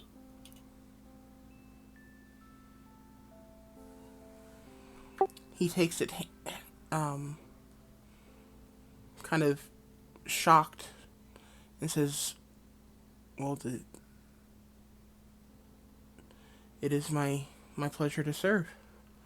Just kind of takes the gold and just kind of holds it in his hand, kind of staring off it as you guys look at him, and he's just kind of shocked at the amount of gold that you just gave him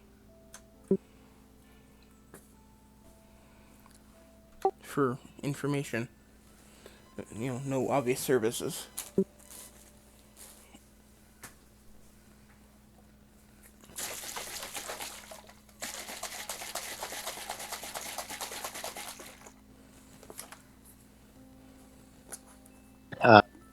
And then I will return and head out of the temple and just let Lazen know what materials I will need to cast the Hollow spell, which is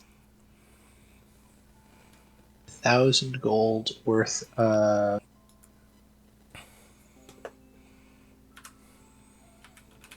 1,000 gold worth of herbs, oils, and incense.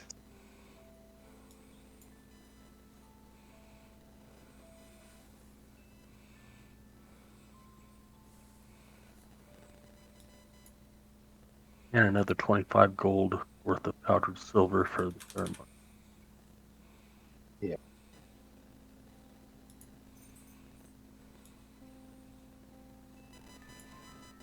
So we'll probably need to head to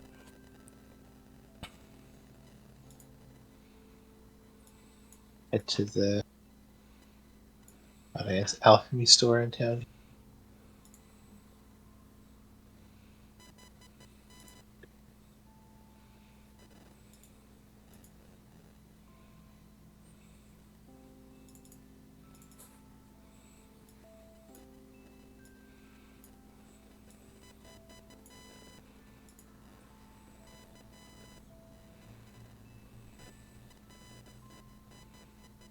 Sorry, I have to AFK.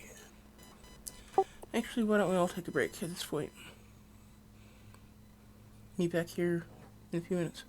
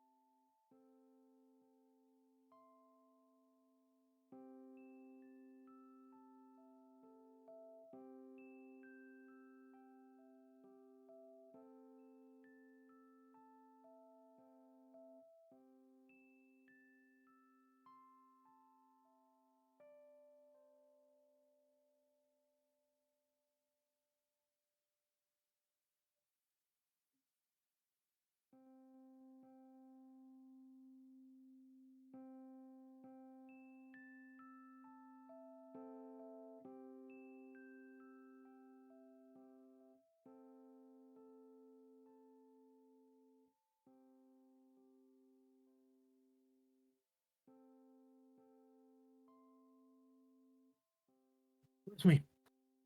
Ow. There's my ribs.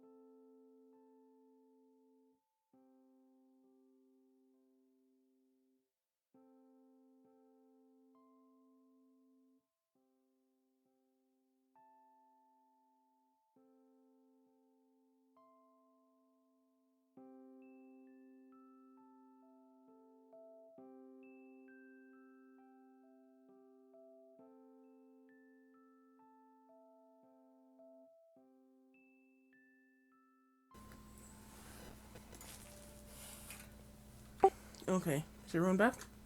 Back. Yes. Back. I got Was supposed relaxed. to leave? That was up to you. Back.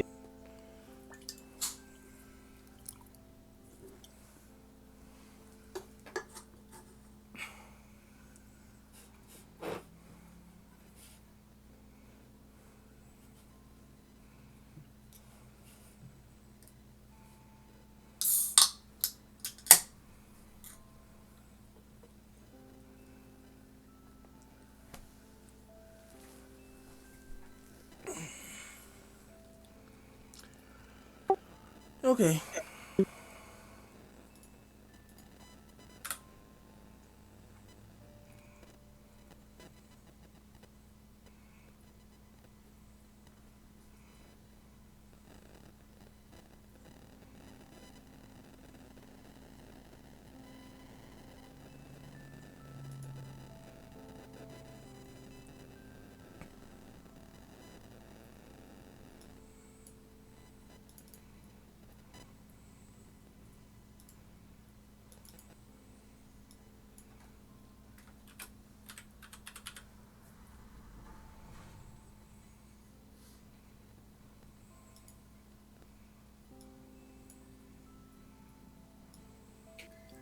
Okay, so we need some supplies.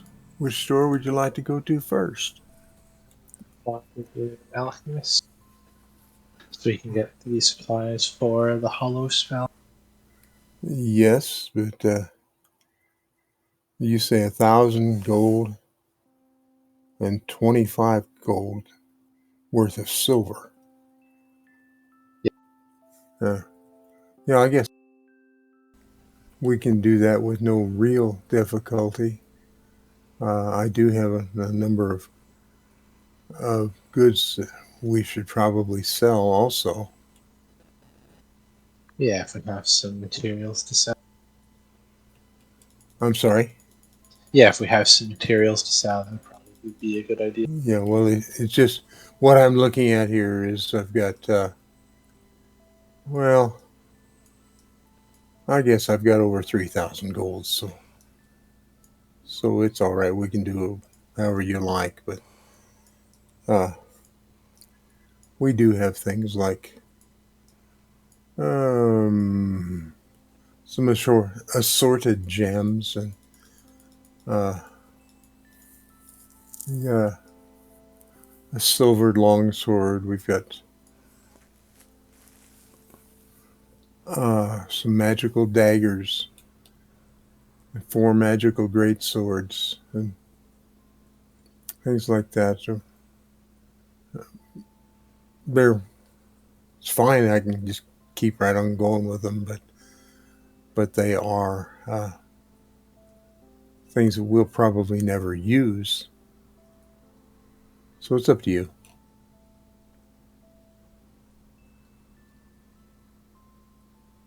Yeah, we can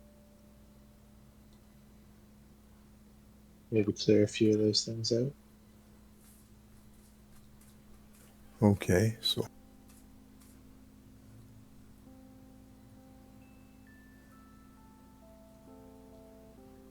yes, I've just been trying to keep the amount in our bag of holding down to manageable numbers of items. Yeah. Because even with all of those things gone, there's still a whole lot here.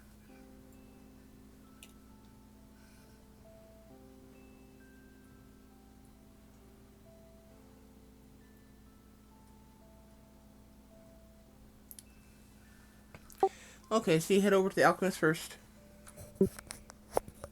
Or did you want to go somewhere else first? Probably the alchemist first. That's fine, yeah.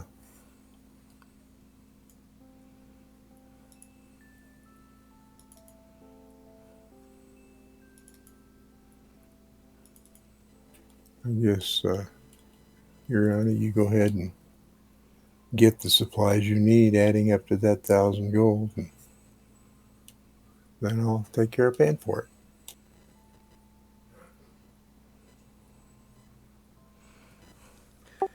Okay, you head over to Trailer's Herbs and Remedies.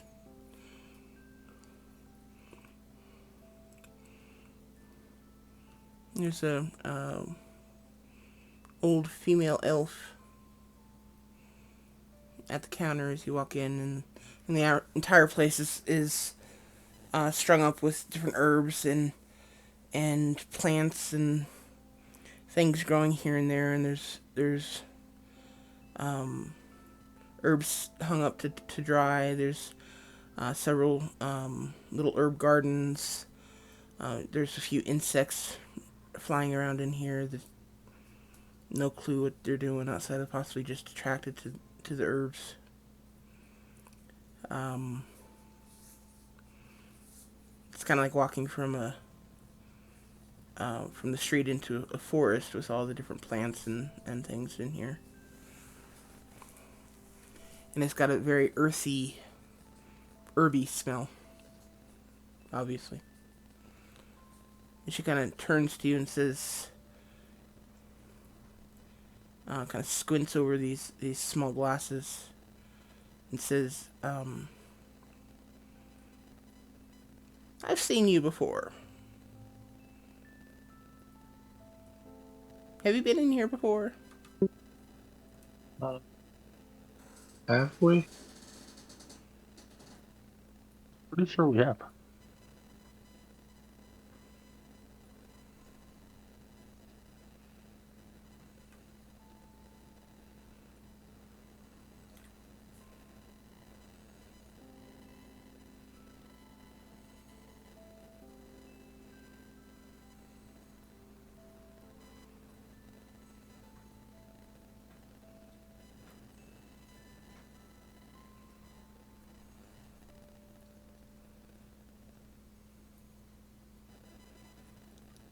Well, it doesn't matter. What can I do for you?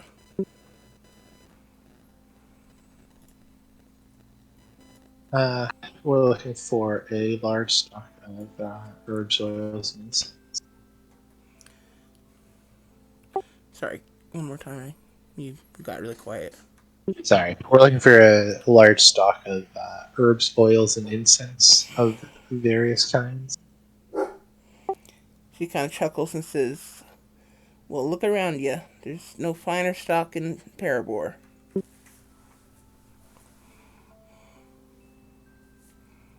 And I will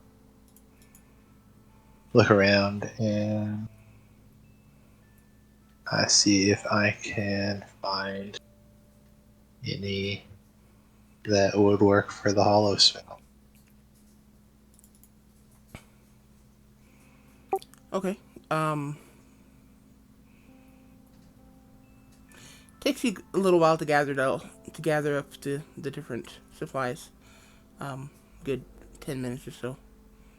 And she just kind of watches you with this small grin on her face that just gets larger the more stuff you bring over to the counter. And before you finish, it gets to the point where she's actually stepped out from the counter and is picking up different herbs and things to suggest to you. With she's being extremely helpful.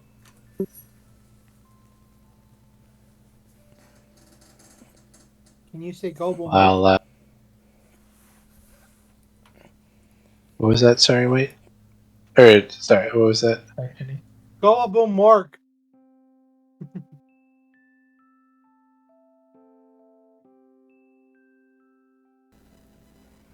You need some of this. You need some of that. Oh, yeah.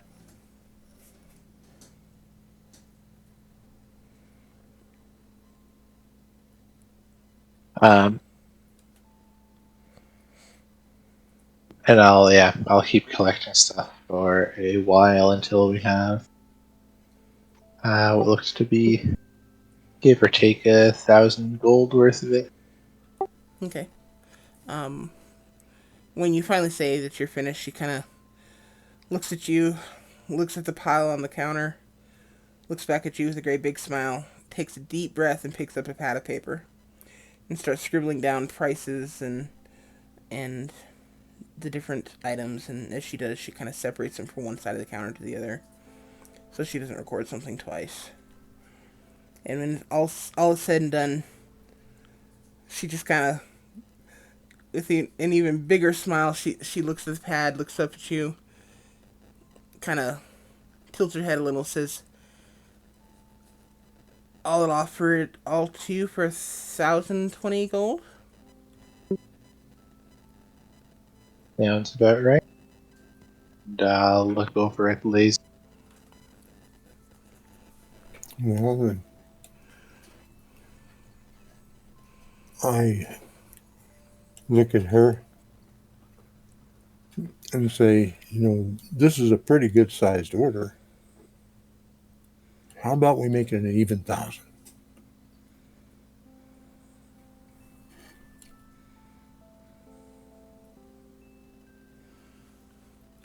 She kind of looks back and forth between the pile of herbs on the desk, or on the counter, and back to you, Latham, and then back to the herbs, and then back to Latham. Okay, I can do that.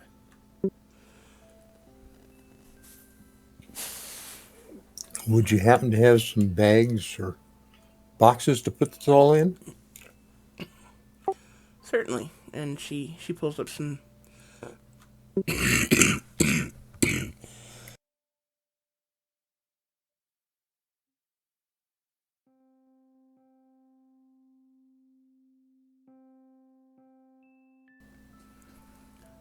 Sorry about that. She pulls out these linen bags that are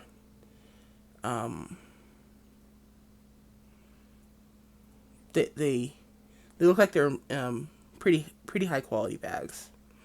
But she carefully stacks the herbs in the bags separately, making sure not to crush anything or damage any of the bindings. And she's careful to stack any of the oils separately with herbs around them, so they don't break against each other. And she's very careful about the way she packs them for you. And when all is said and done, she hands you 6 bags. The combined value of about 1,000 gold.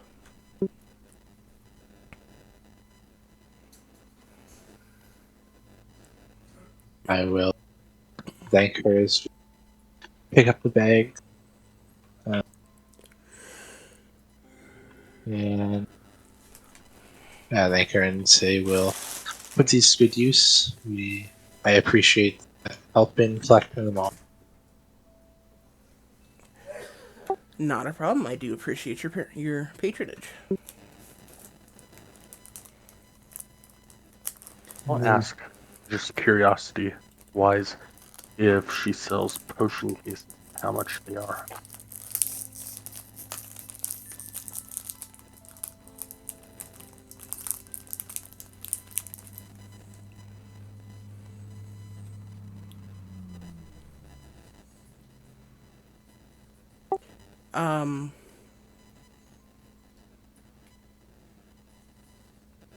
I do have potion cases available.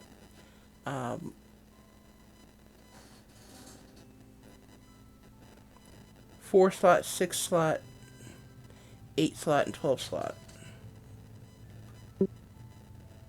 Not sure if we can buy it at the moment, but just curious what the 12 slot would run. And are you looking for any specific material? I have them made for anywhere from your basic wood to all the way up through gold. I can even get a mithril if you really want to go that far. Wood would be perfect. Just something that would maybe cloth lined, just something that would keep a bunch of potions safe while traveling. Okay. Your basic wooden 12 slot potion case lined with velvet. Okay. 18 gold. Look over at Lazim and say, "Can we spare that?" Sure, is one enough? I think one should be good. Shit. Okay, we can do that. You gotta be joking.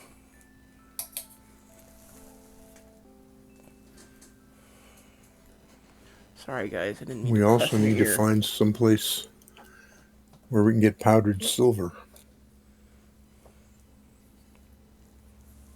I'm guessing we'll probably have to go to a blacksmith.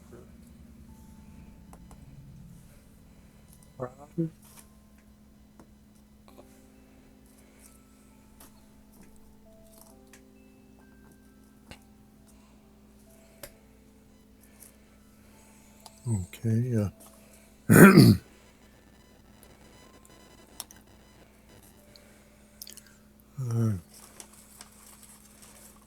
I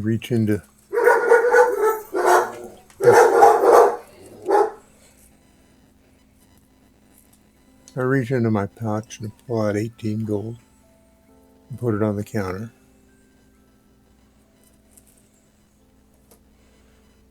And she happily hands over the potion bottle case.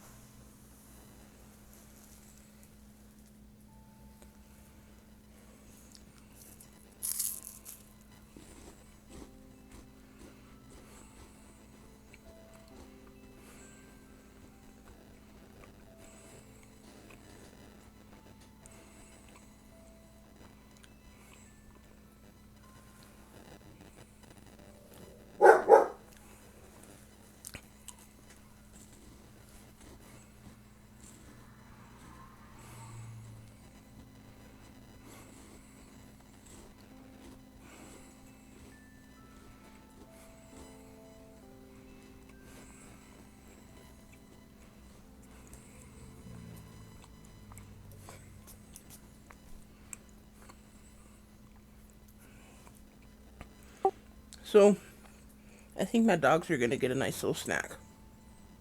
What? Because my dad brought me this little package of, it was like peanut butter crackers. Cheesy Yeah. peanut butter crackers or whatever. I'm sitting here trying to open them and I couldn't get it open. And all of a sudden, the plastic popped in my hand. And the little package shifted and they just literally went everywhere.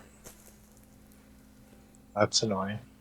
Yeah, so I've got all these little orange cracker shards all over my floor. So Of course. my dogs are gonna get a nice little snack if they ever come back here.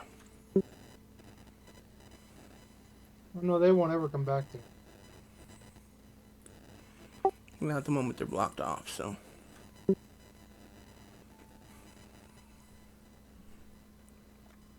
Anyway, sorry, continue.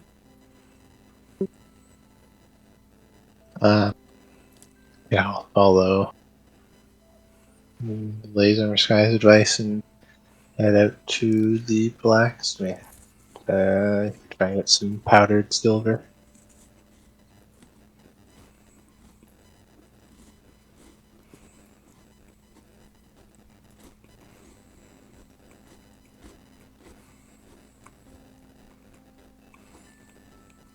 I believe Sky said we needed 25 gold worth of powdered silver. Yeah. Okay. You head out. Excuse me.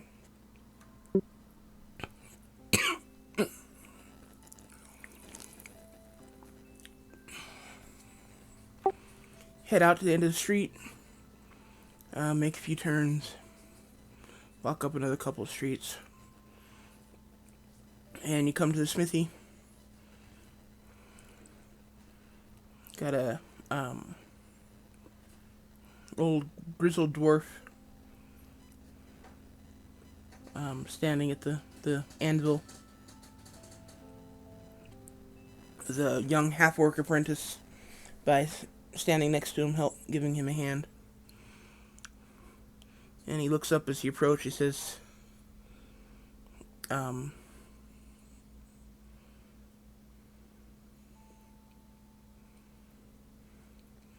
what can I do you for?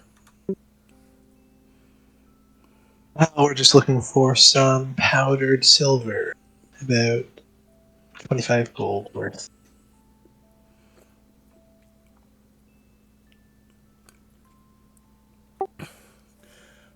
Are you providing the silver, or do I need to?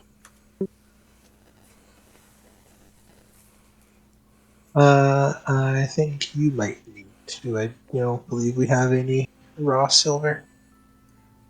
We have silver coins, but That would work.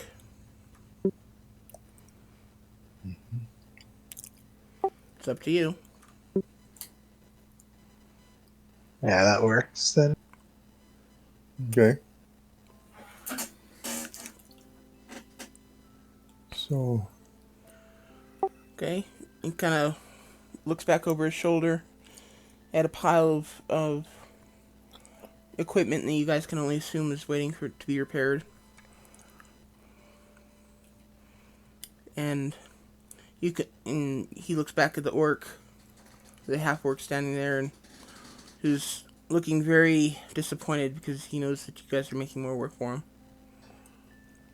He says, "Tell you what, give me 35 gold, 25 of it in silver, and I'll get you set up. Give me about an hour, and I can get that done for you."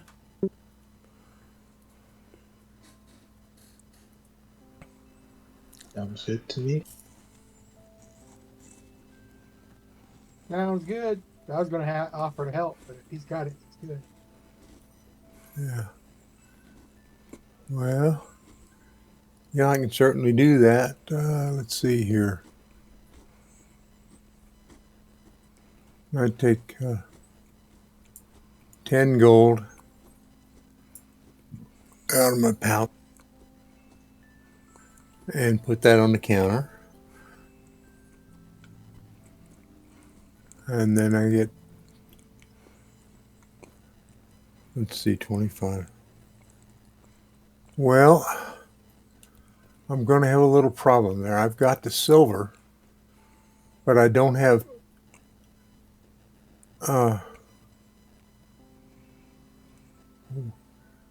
wait a minute, 25. Could be 150 Be silver. be 250 silver. Yeah, but I don't have 250 silver as silver. I mean, we've got the money, just not the right amount of silver. How much silver do we have? Got 172.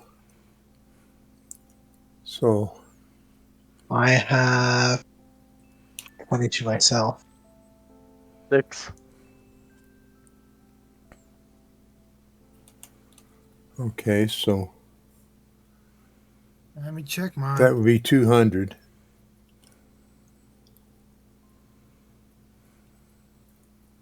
He giving up my money. Nope, I'm sorry, I'm broke. I can actually say that. We could find some place that might have silver and give them some gold. Yeah. We could do that. I'm talking to the blacksmith.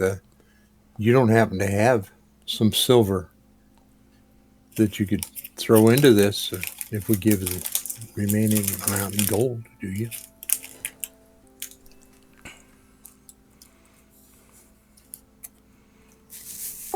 I could probably come up with it. How much are you missing? About 50?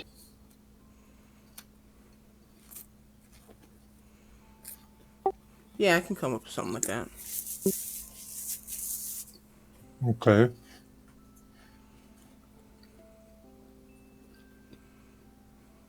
Well, everybody pitch in their silver and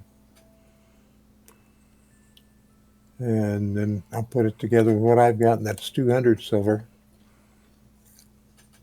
And then I already put 10 gold down there, so I'll put another 5 gold down. And that should take care of that.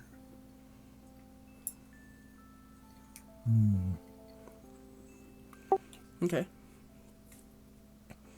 And he hands he takes the gold and he hands the silver coins to the orc, half orc, who goes in the back, and as the dwarf is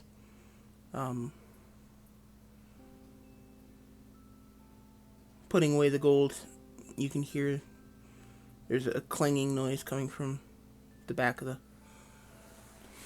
the shop. And he says, if you come back in an hour, I'll have that set up for you.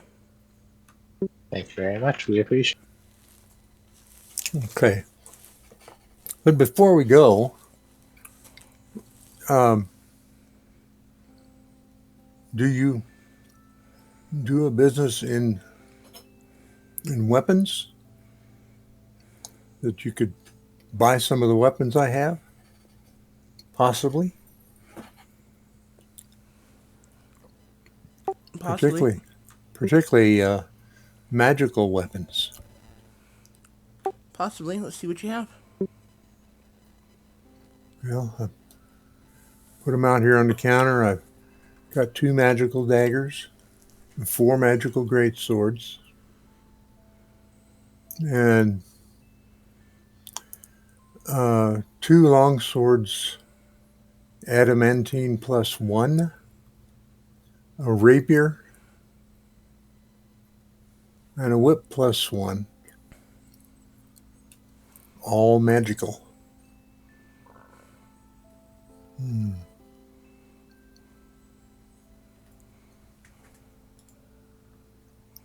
Here we have a silvered longsword.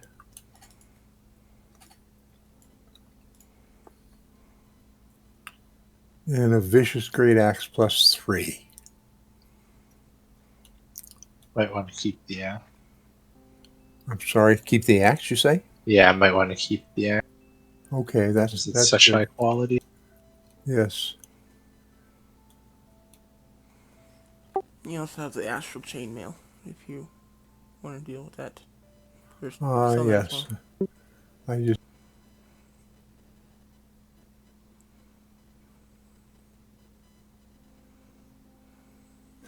I definitely want to try and sell that, but I just wasn't far enough up. Astral chainmail +1.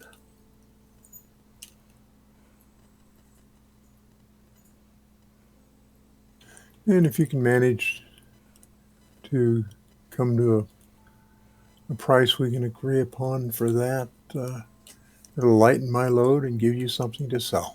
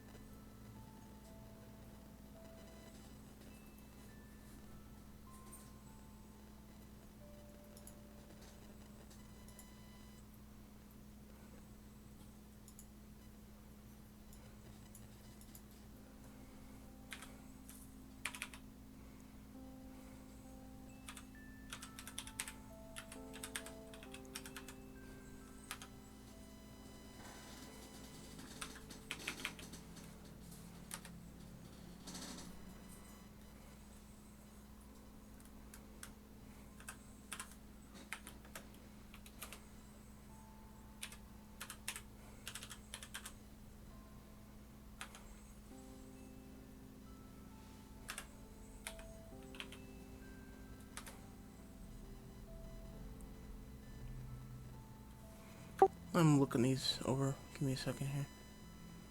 Certainly, take your time. I've got an hour.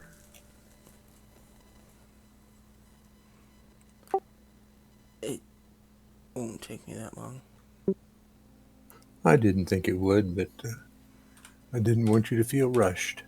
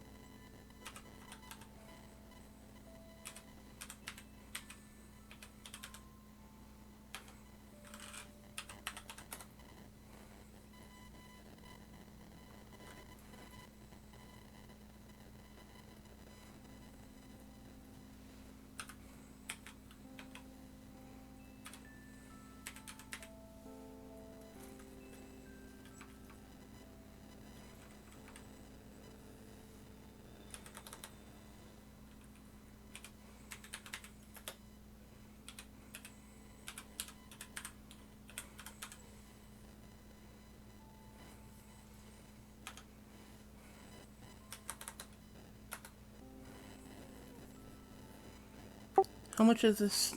See, you're doing. You'd put just the great swords, the daggers, the long swords, whip, and rapier down, right?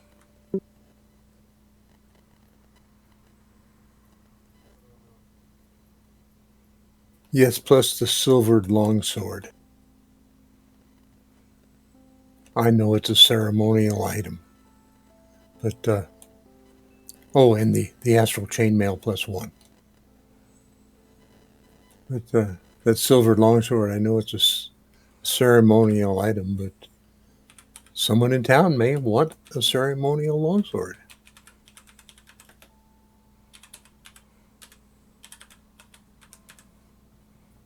And it wouldn't last very long if we tried to use it in battle.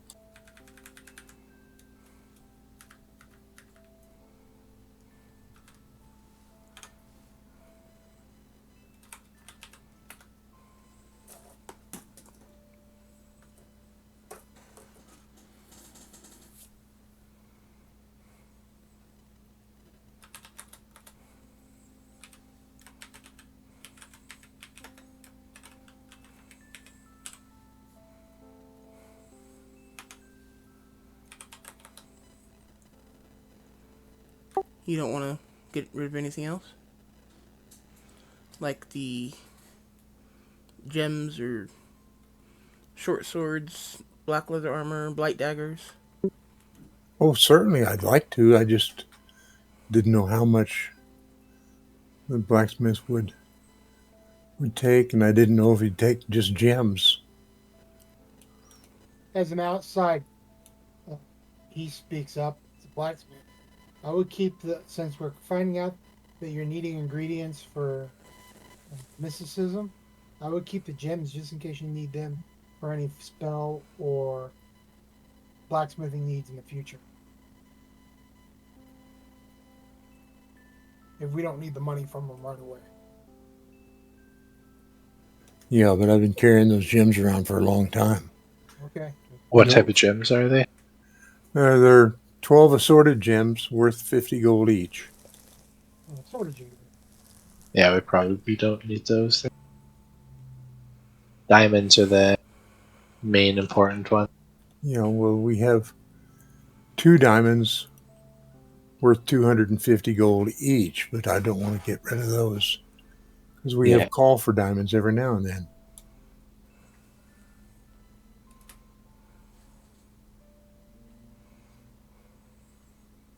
And yeah, the assorted gems we can probably get rid of as well.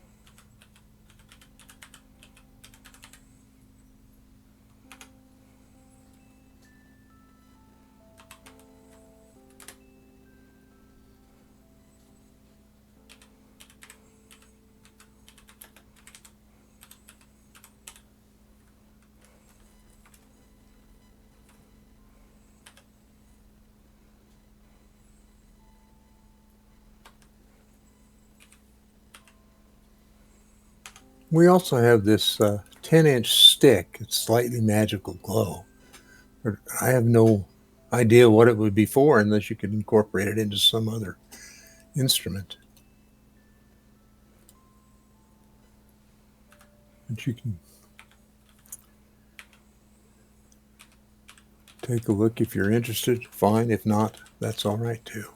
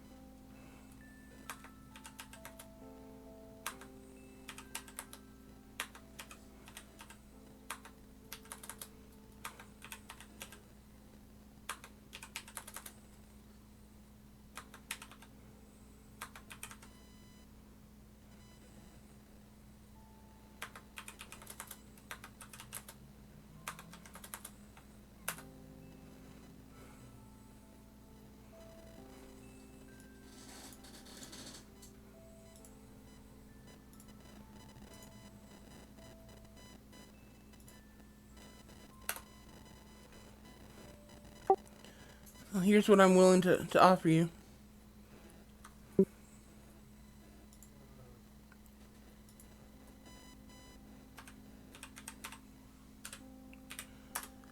Comes out to a total of 82.64.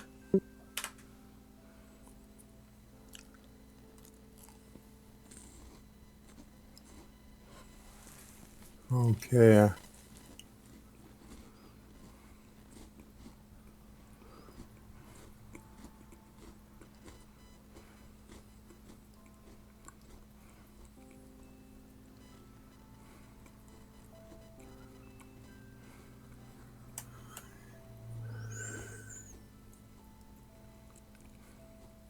Okay.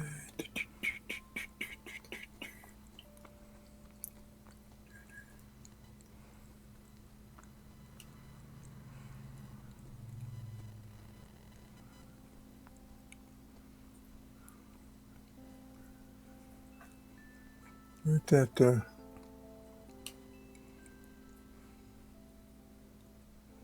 looks pretty close.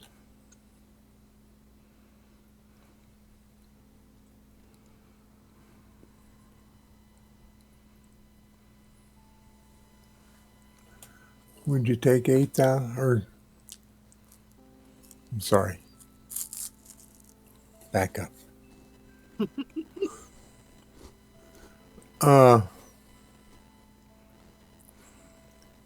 How about 8,500 for the lot?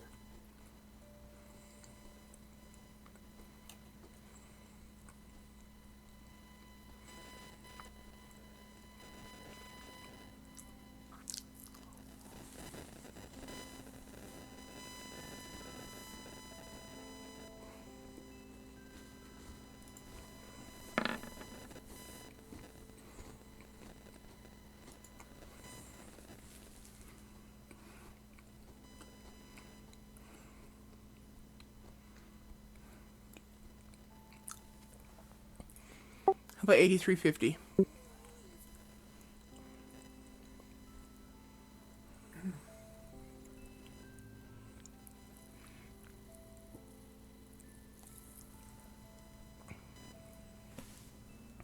Well, we're getting close now. Make it 8,400 and we've got a deal.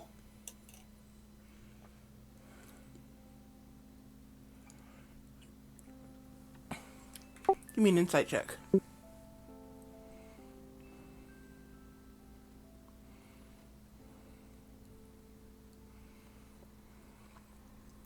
bar is magic, more precious than you think it is.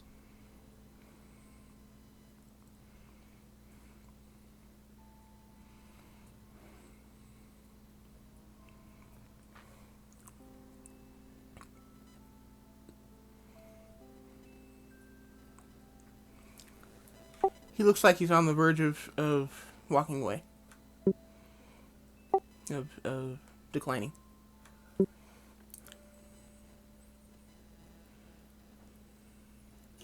Well, we've gotten this close. What would it take to make it a deal?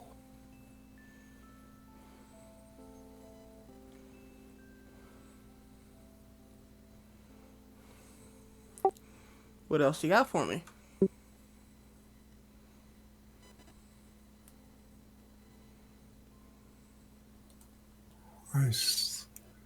So, for instance, I've got that 10-inch stick that's slightly magical. And That's already in there. oh, is it? I'm sorry. I didn't Glowing realize. stick. Okay. Yes, I see. I offered you 350 for it. Yeah, I understand.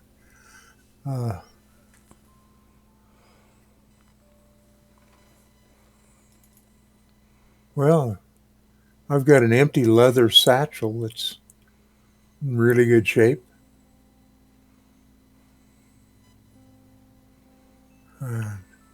Might make it easy for you or one of your customers to carry some of their goods.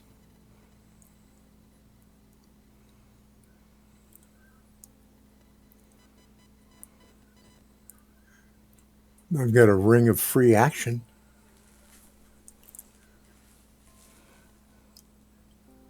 I think 8350 is good. I do too. If there's anything else you're selling at a discount. If you throw in that ring of free action, I'll give you that 8,500 you're looking for.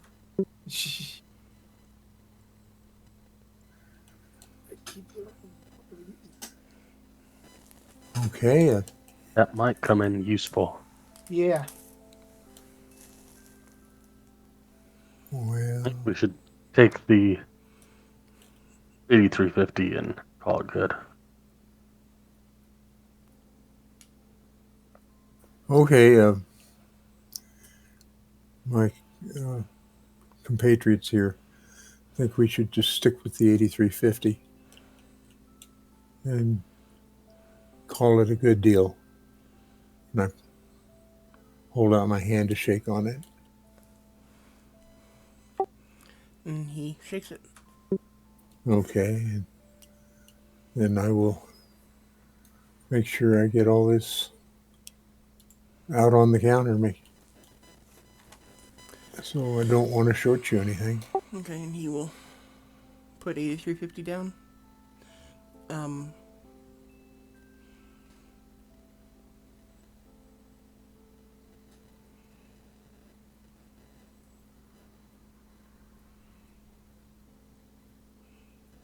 It's mostly in platinum. That's okay. That'll just make it easier to carry.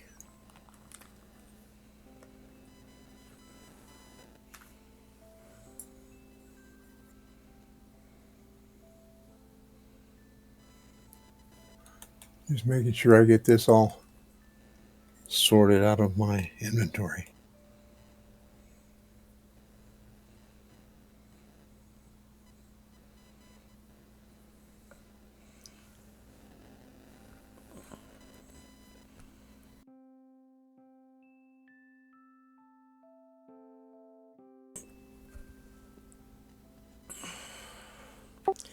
As you guys are finishing up this negotiation, the half-orc comes out of the back carrying a small leather satchel, which he hands over to the dwarf, who then turns and hands it to you, Iriana. I'll grab it from him and just open it up to take a look inside. Looks like a whole bunch of powdered silver. I'll bow to him and say that we appreciate the work for you, or the work for us, and how quickly we were able to get it done. Not a problem. We could always... If all our customers were as willing to pay as you are, then... yeah. Business would be a lot better. I am sure it would be. Always difficulties, isn't it?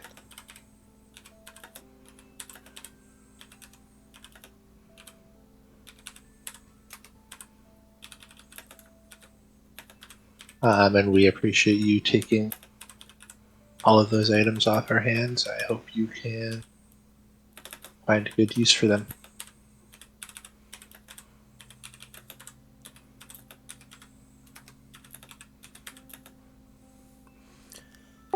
I'm sure we'll find a loving home for each and every one of them.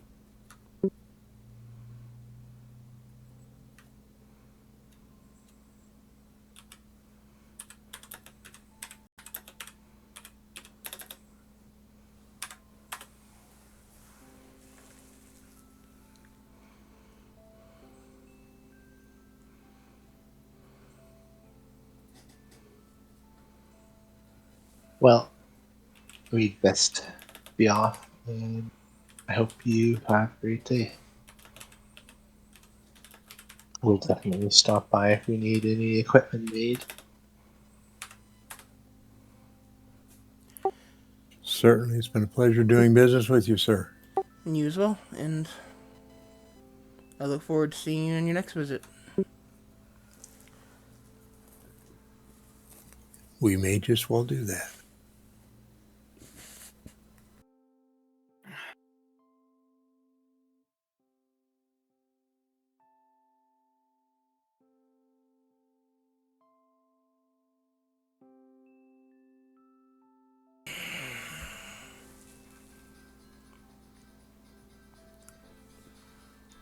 I gotta take this. Okay, All you right. gotta go AFK for a second.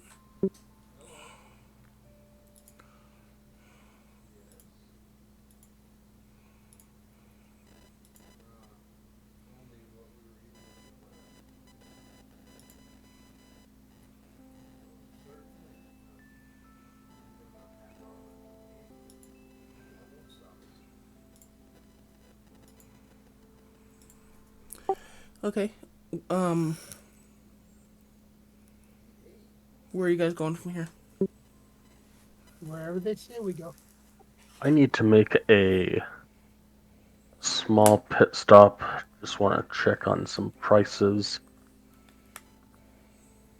Iriana, you might not want to come. Sounds good. I'll head back to the Maiden's Respite and we'll wait for you there. Oh, him. Sorry, Sky. I asked, am I ever invited? They might like you. They might not. Everything's That's for them to decide. Just don't make any quick moves. okay. When your dad comes back, hopefully he'll join us because I just want to see about getting some prices.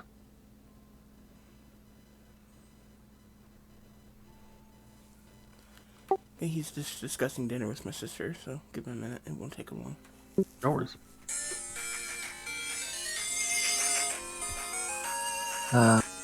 Can we go back to the war?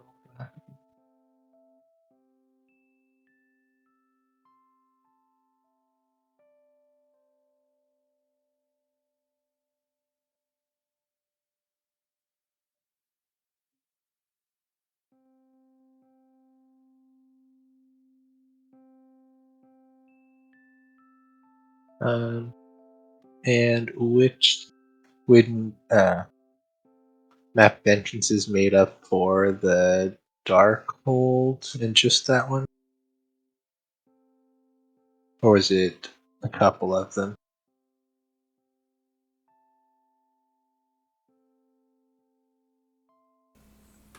Sorry, guys, give me just a second. My dad's calling me now. Yeah.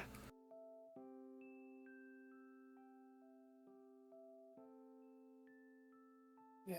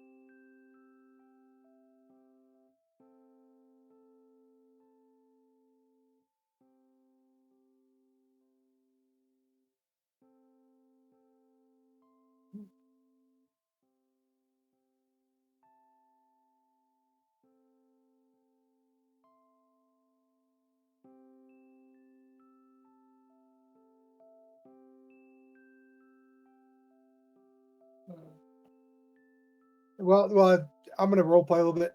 Yeah. So what are you searching for? Or pricing for? Right, I'm back. Just some ingredients. Cool.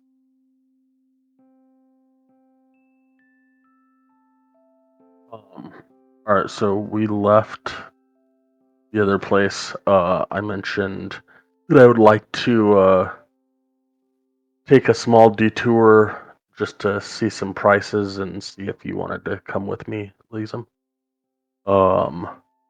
And mentioned that Iriona probably does not want to go. That's fine. If you want to do the shopping, I guess I'm the one with the money.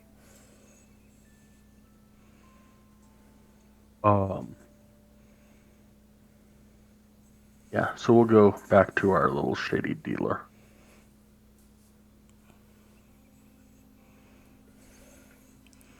Was there a reason specifically why you asked to come back to the main map, Ariana? I also the maps that we have from the shady dealer. They're just for the Darkhold, or did you get some for the other temples meetup also? Uh, well, it's a temple near the Darkhold. It's not actually Yeah, at the Darkhold. But you have one from up there and the one that you guys dubbed Vecna. right. That's all I needed the map, or is just to take a look at where the roads and paths go. Okay.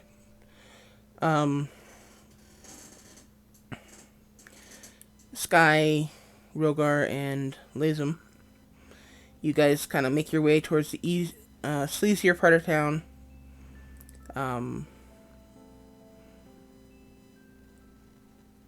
The buildings are kind of run down, and you finally end up in front of this building that Sky and Lazum are familiar with. It looks like just like a abandoned shack.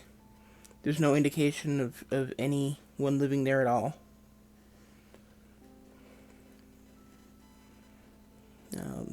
Yeah. So I will tell Rogar again, just stay calm. Don't make any fast movements. And I will walk up to the door, open it, flip my mirror, and walk in. Okay, the door creaks loudly, and as you've come to expect, as soon as that door opens, you hear the sound of multiple crossbows clicking into readiness, and you see a heavily grizzled dwarf, very hairy, kind of step forward out of the shadows with very vicious looking crossbow leveled at you. And as soon as he kind of looks at you a bit, Sky, the crossbow moves off of you and is pointed at Rogar. And he says, He's a friend. well, your New friends... friend. Well, your friends aren't always my friends. And he kind of lifts his head and sniffs at the air and says, ah, you didn't bring her with you this time. I thought that might help your disposition a little better. Perhaps. He kind of looks at you, keeps the crossbow leveled at Rogar as he walks over, giving your party a wide berth.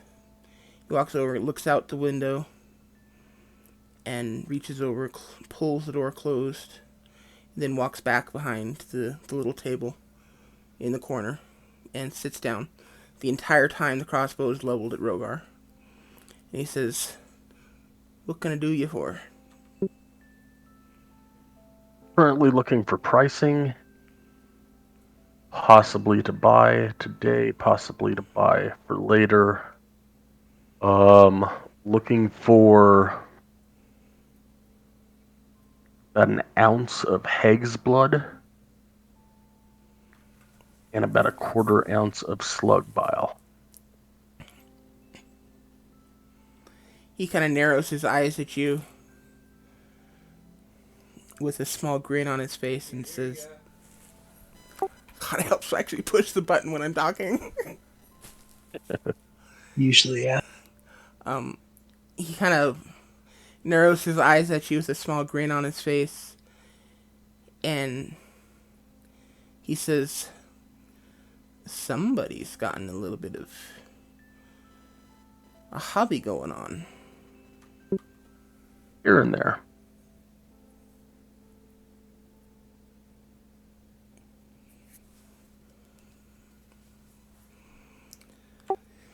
How fresh do you need these?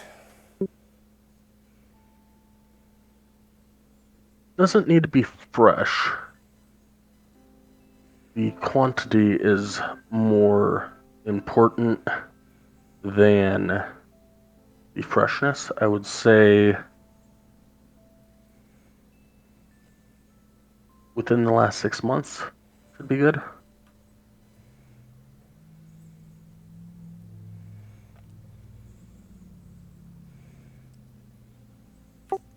He grins. His grin gets a little bit wider, and he kind of gives you a almost a testing look. He says, "And would it matter if these were preserved?"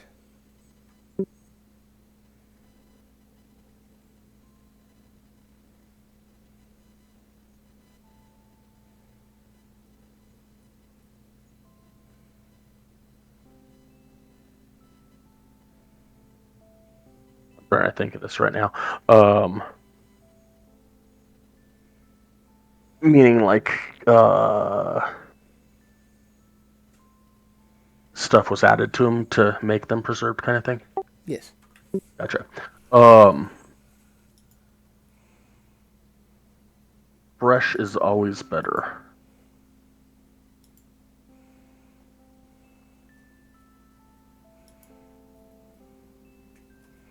The potency of the concoction may be altered if I do not use somewhat fresh ingredients.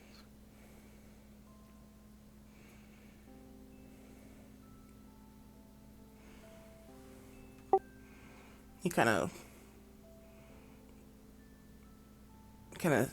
leans back against the wall, still grinning at you. He says,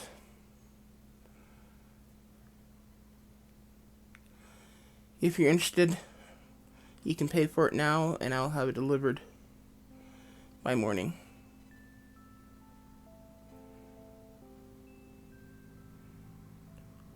Look over at Lazim, and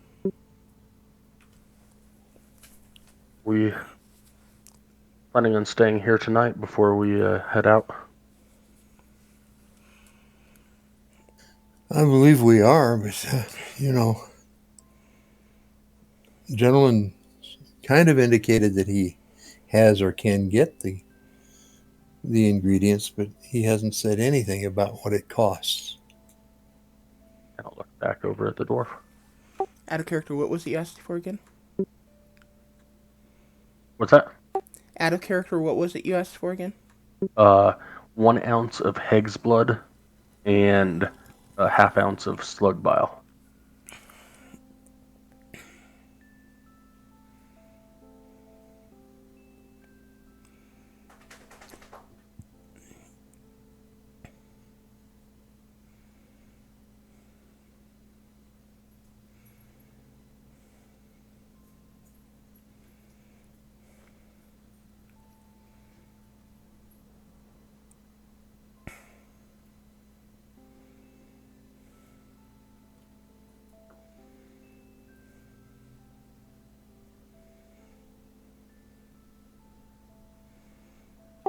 Well, slug bile I can get you 125.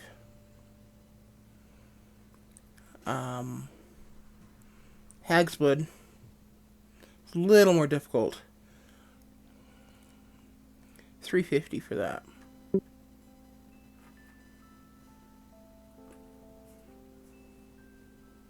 For such a great customer as me, though.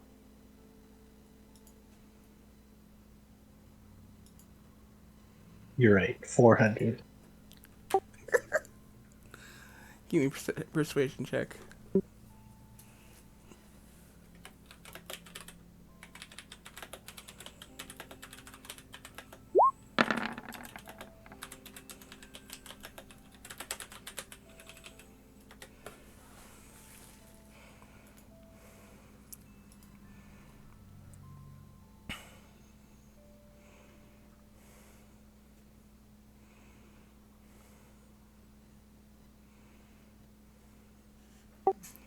He does kind of scratch his chin a little bit, and you see his eyelid twitching as he stares at you.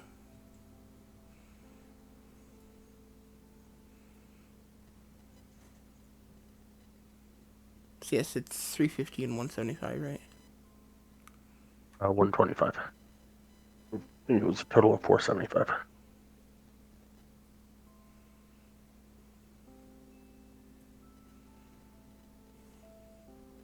And mind you, I did not bring her with me today.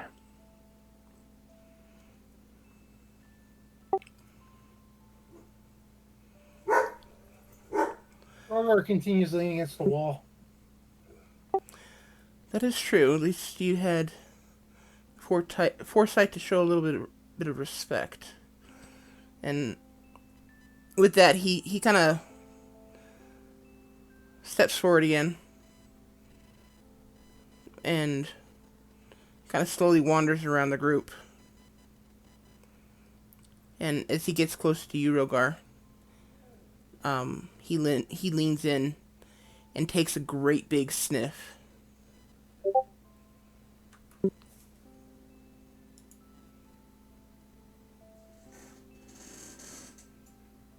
Rogar grins.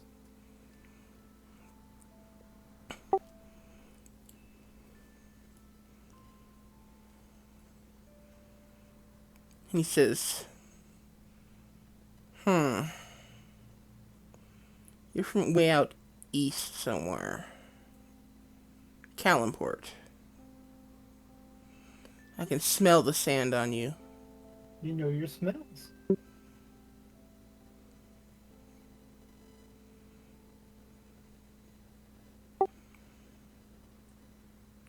And keeping his eyes on Rogar still, he kind of turns his head, talks to you over his shoulder, says, Sky, talks to you over his shoulder, says,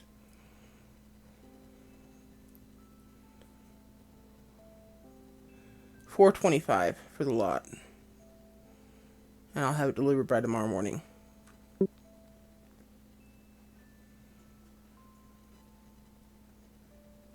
Sounds great.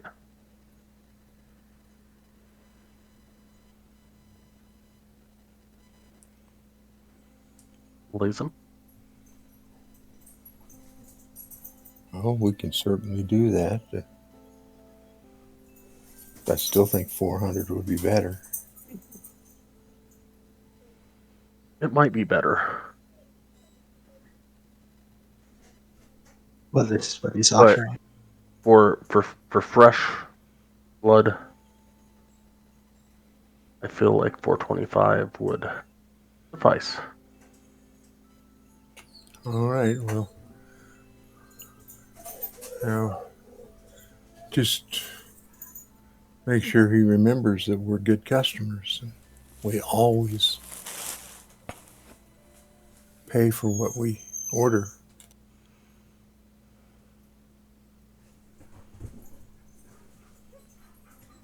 I'm sure he knows. And with that, I take 425 out of the and put it on the counter.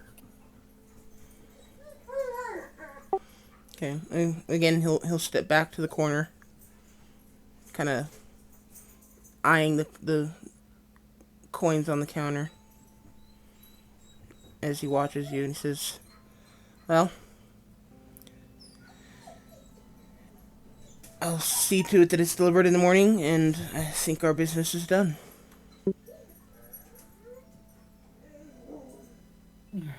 I will nod and head towards the door, flip the mirror just as he's walking out.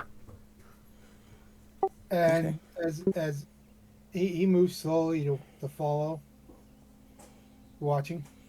Yeah, crossbow is pointed at Rogar the entire time. As he leaves, he chuckles. As we get outside, I will mention to Rogar, and that is the type of people that my people deal with on a normal basis, which is pretty much reason why a lot of the surface dwellers do not appreciate my people. Urgar looks at him and says, "Your people and my people get along great."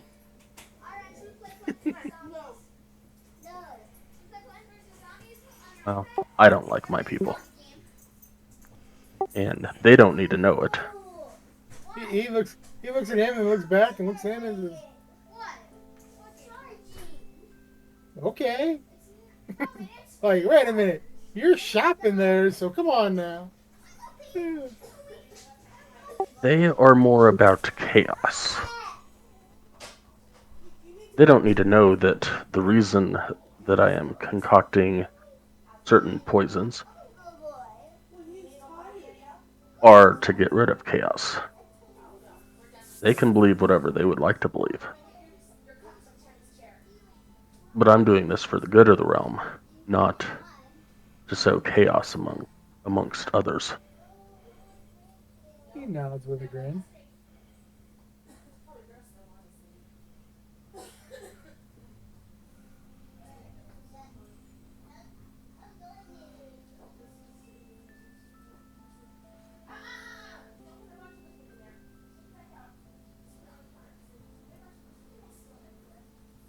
And continues to follow. Head back to the inn's respite. Okay. He says, "So we're staying here tonight, or we warp back and then warp out?"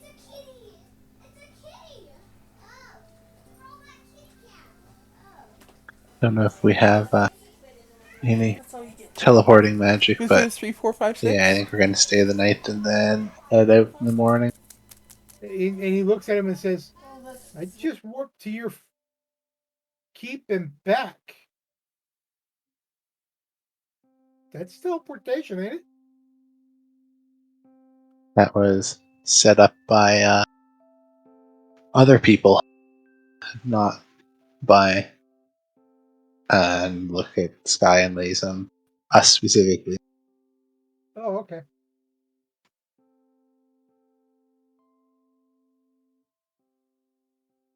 Um, and as you guys do get back, I will have just been looking over, um, kind of the map, this map here to get to the temples and just say that looks like maybe getting to the temple on the island would be easier if we could charter a ship from Havenport or Sairloon. Might be easier to travel by water than through the hills and mountains. If we go that route, wouldn't mind stopping by Havenport and seeing what goods this drow shop has And and that popped up. and Illikin now shows his, or not Illikin, but Rogar now shows and says, "Drow shop." Dark skinned elves like myself have apparently put up a shop in Havenport and there is For the record, you guys told them to go there. That was the Yeah. the Oh. two that you guys saw in Sailorloon. Oh, Yeah. never mind. Okay, scratch that. I didn't say any of that. Yeah, My forgetfulness. they weren't welcome in Sirloon, so we said Havenport might be more welcoming to them.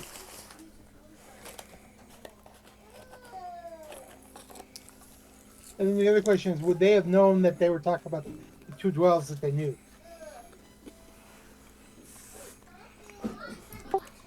Probably it's not very common for Drow to try to set up shop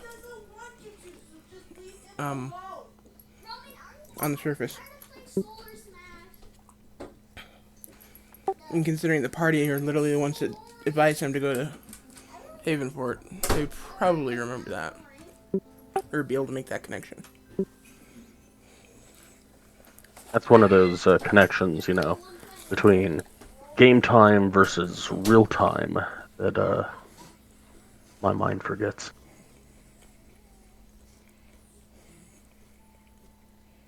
And I don't take nearly as copious notes as I do in tomorrow's game. Strangely, neither do I. But now we have video, so that's great. Right? Yeah.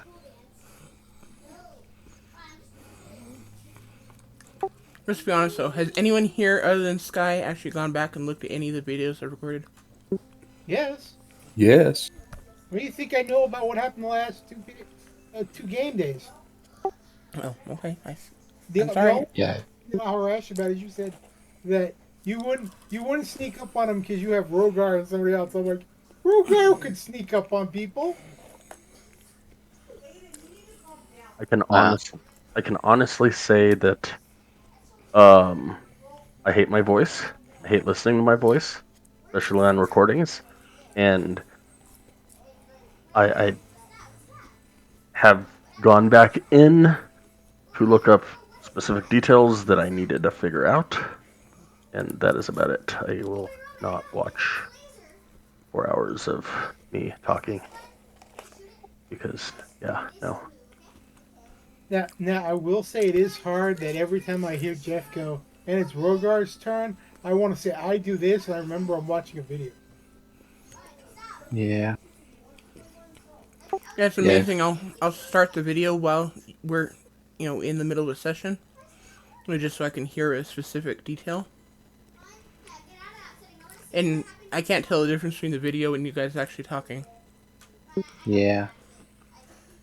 I'm sure it sounds the same since it's your software recording it. So it's whatever you hear already. Yeah.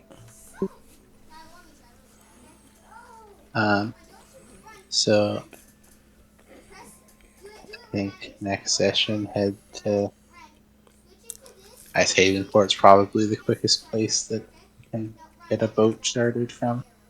Yeah. And then try to head out to the island there. Vecna, here we come. Or not Vecna, or whatever. So you're going to the temple that you guys have dubbed Vecna. Yeah. That is the plan. Following. Okay.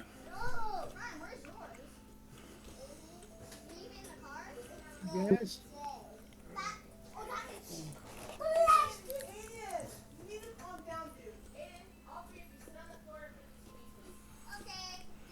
I'm assuming that means you guys want to call it here.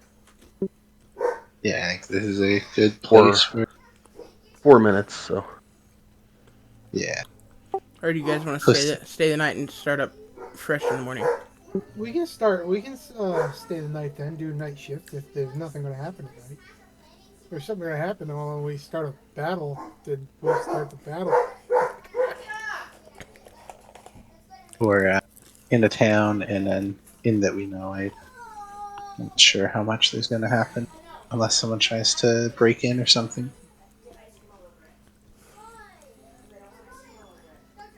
All up to the DM. So is that what you guys are doing or no? Yeah. Okay. Yeah, just stay in the night. Set up, go get the inn. So we're going back to the inn, have supper and entertainment, and off to bed. Yeah. Okay. Sky,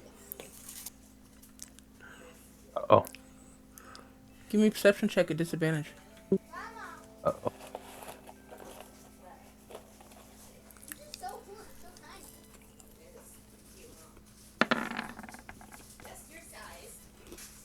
Oh, good. Oh.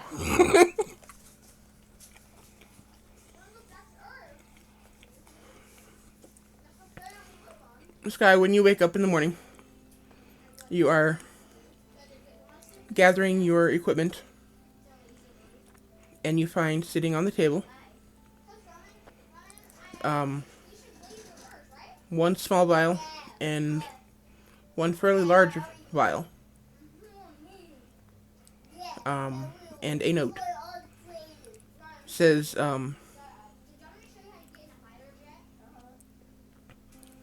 slug bile was collected about 3 weeks ago.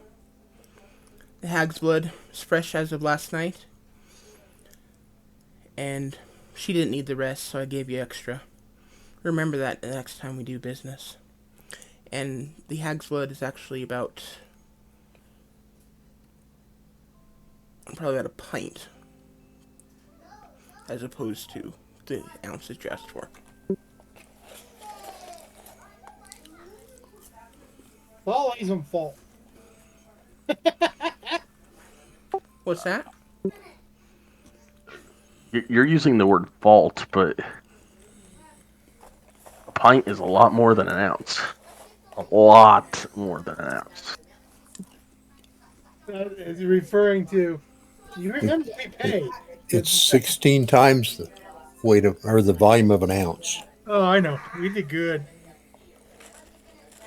So I said it's Lazy's fault. It's a good thing. Yeah, well,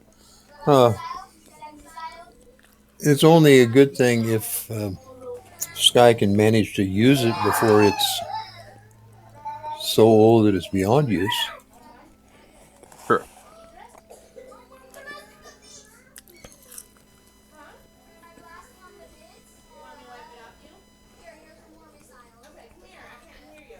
But the note is not signed. And yeah, that's that. Well, I will add the slug bile and the egg's blood to my haversack.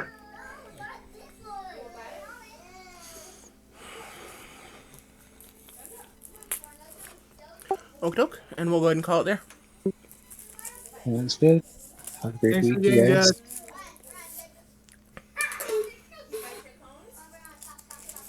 Have a I'll good see week. you guys later. And have a good night. Oh, Jeff, Yeah. I will tell my dad he needs to listen to it because I did hear you use the "it'll be past graveyard dead" in your game. That was perfect. I told people I was going to start using that.